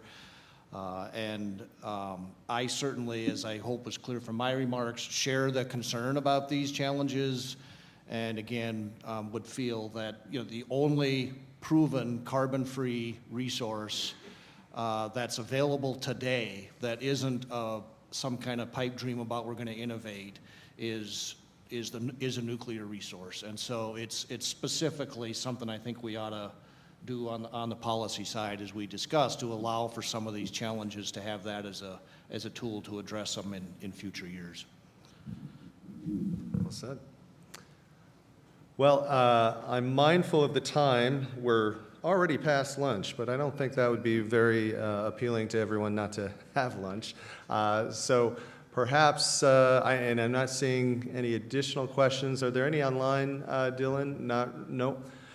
I think we've reached the end of the forum, and we're ready to move on to the next phase, which is a trade show coming up. I'll have Dan come up here, but just want to again say thank you to Lake Region for hosting this event.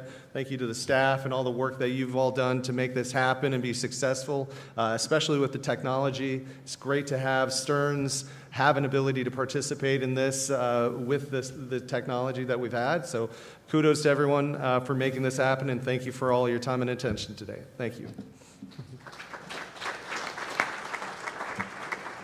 Thank you, Jeff, and the panel for your wonderful answers and presentations. And at this time, if anybody has any questions about any Lake Region Electric specific programs, our energy services crew will be up in the Eagle View, so back around, and you can see them about generators or energy efficiency rebates, water heaters, generators, that type of thing. So be glad to answer all your questions there. And other than that, thank you so much, and we'll be available for questions here for a while. So if you have some, please approach. Otherwise, enjoy your lunch, and thank you for coming. Box lunch is back there, so around the corner there.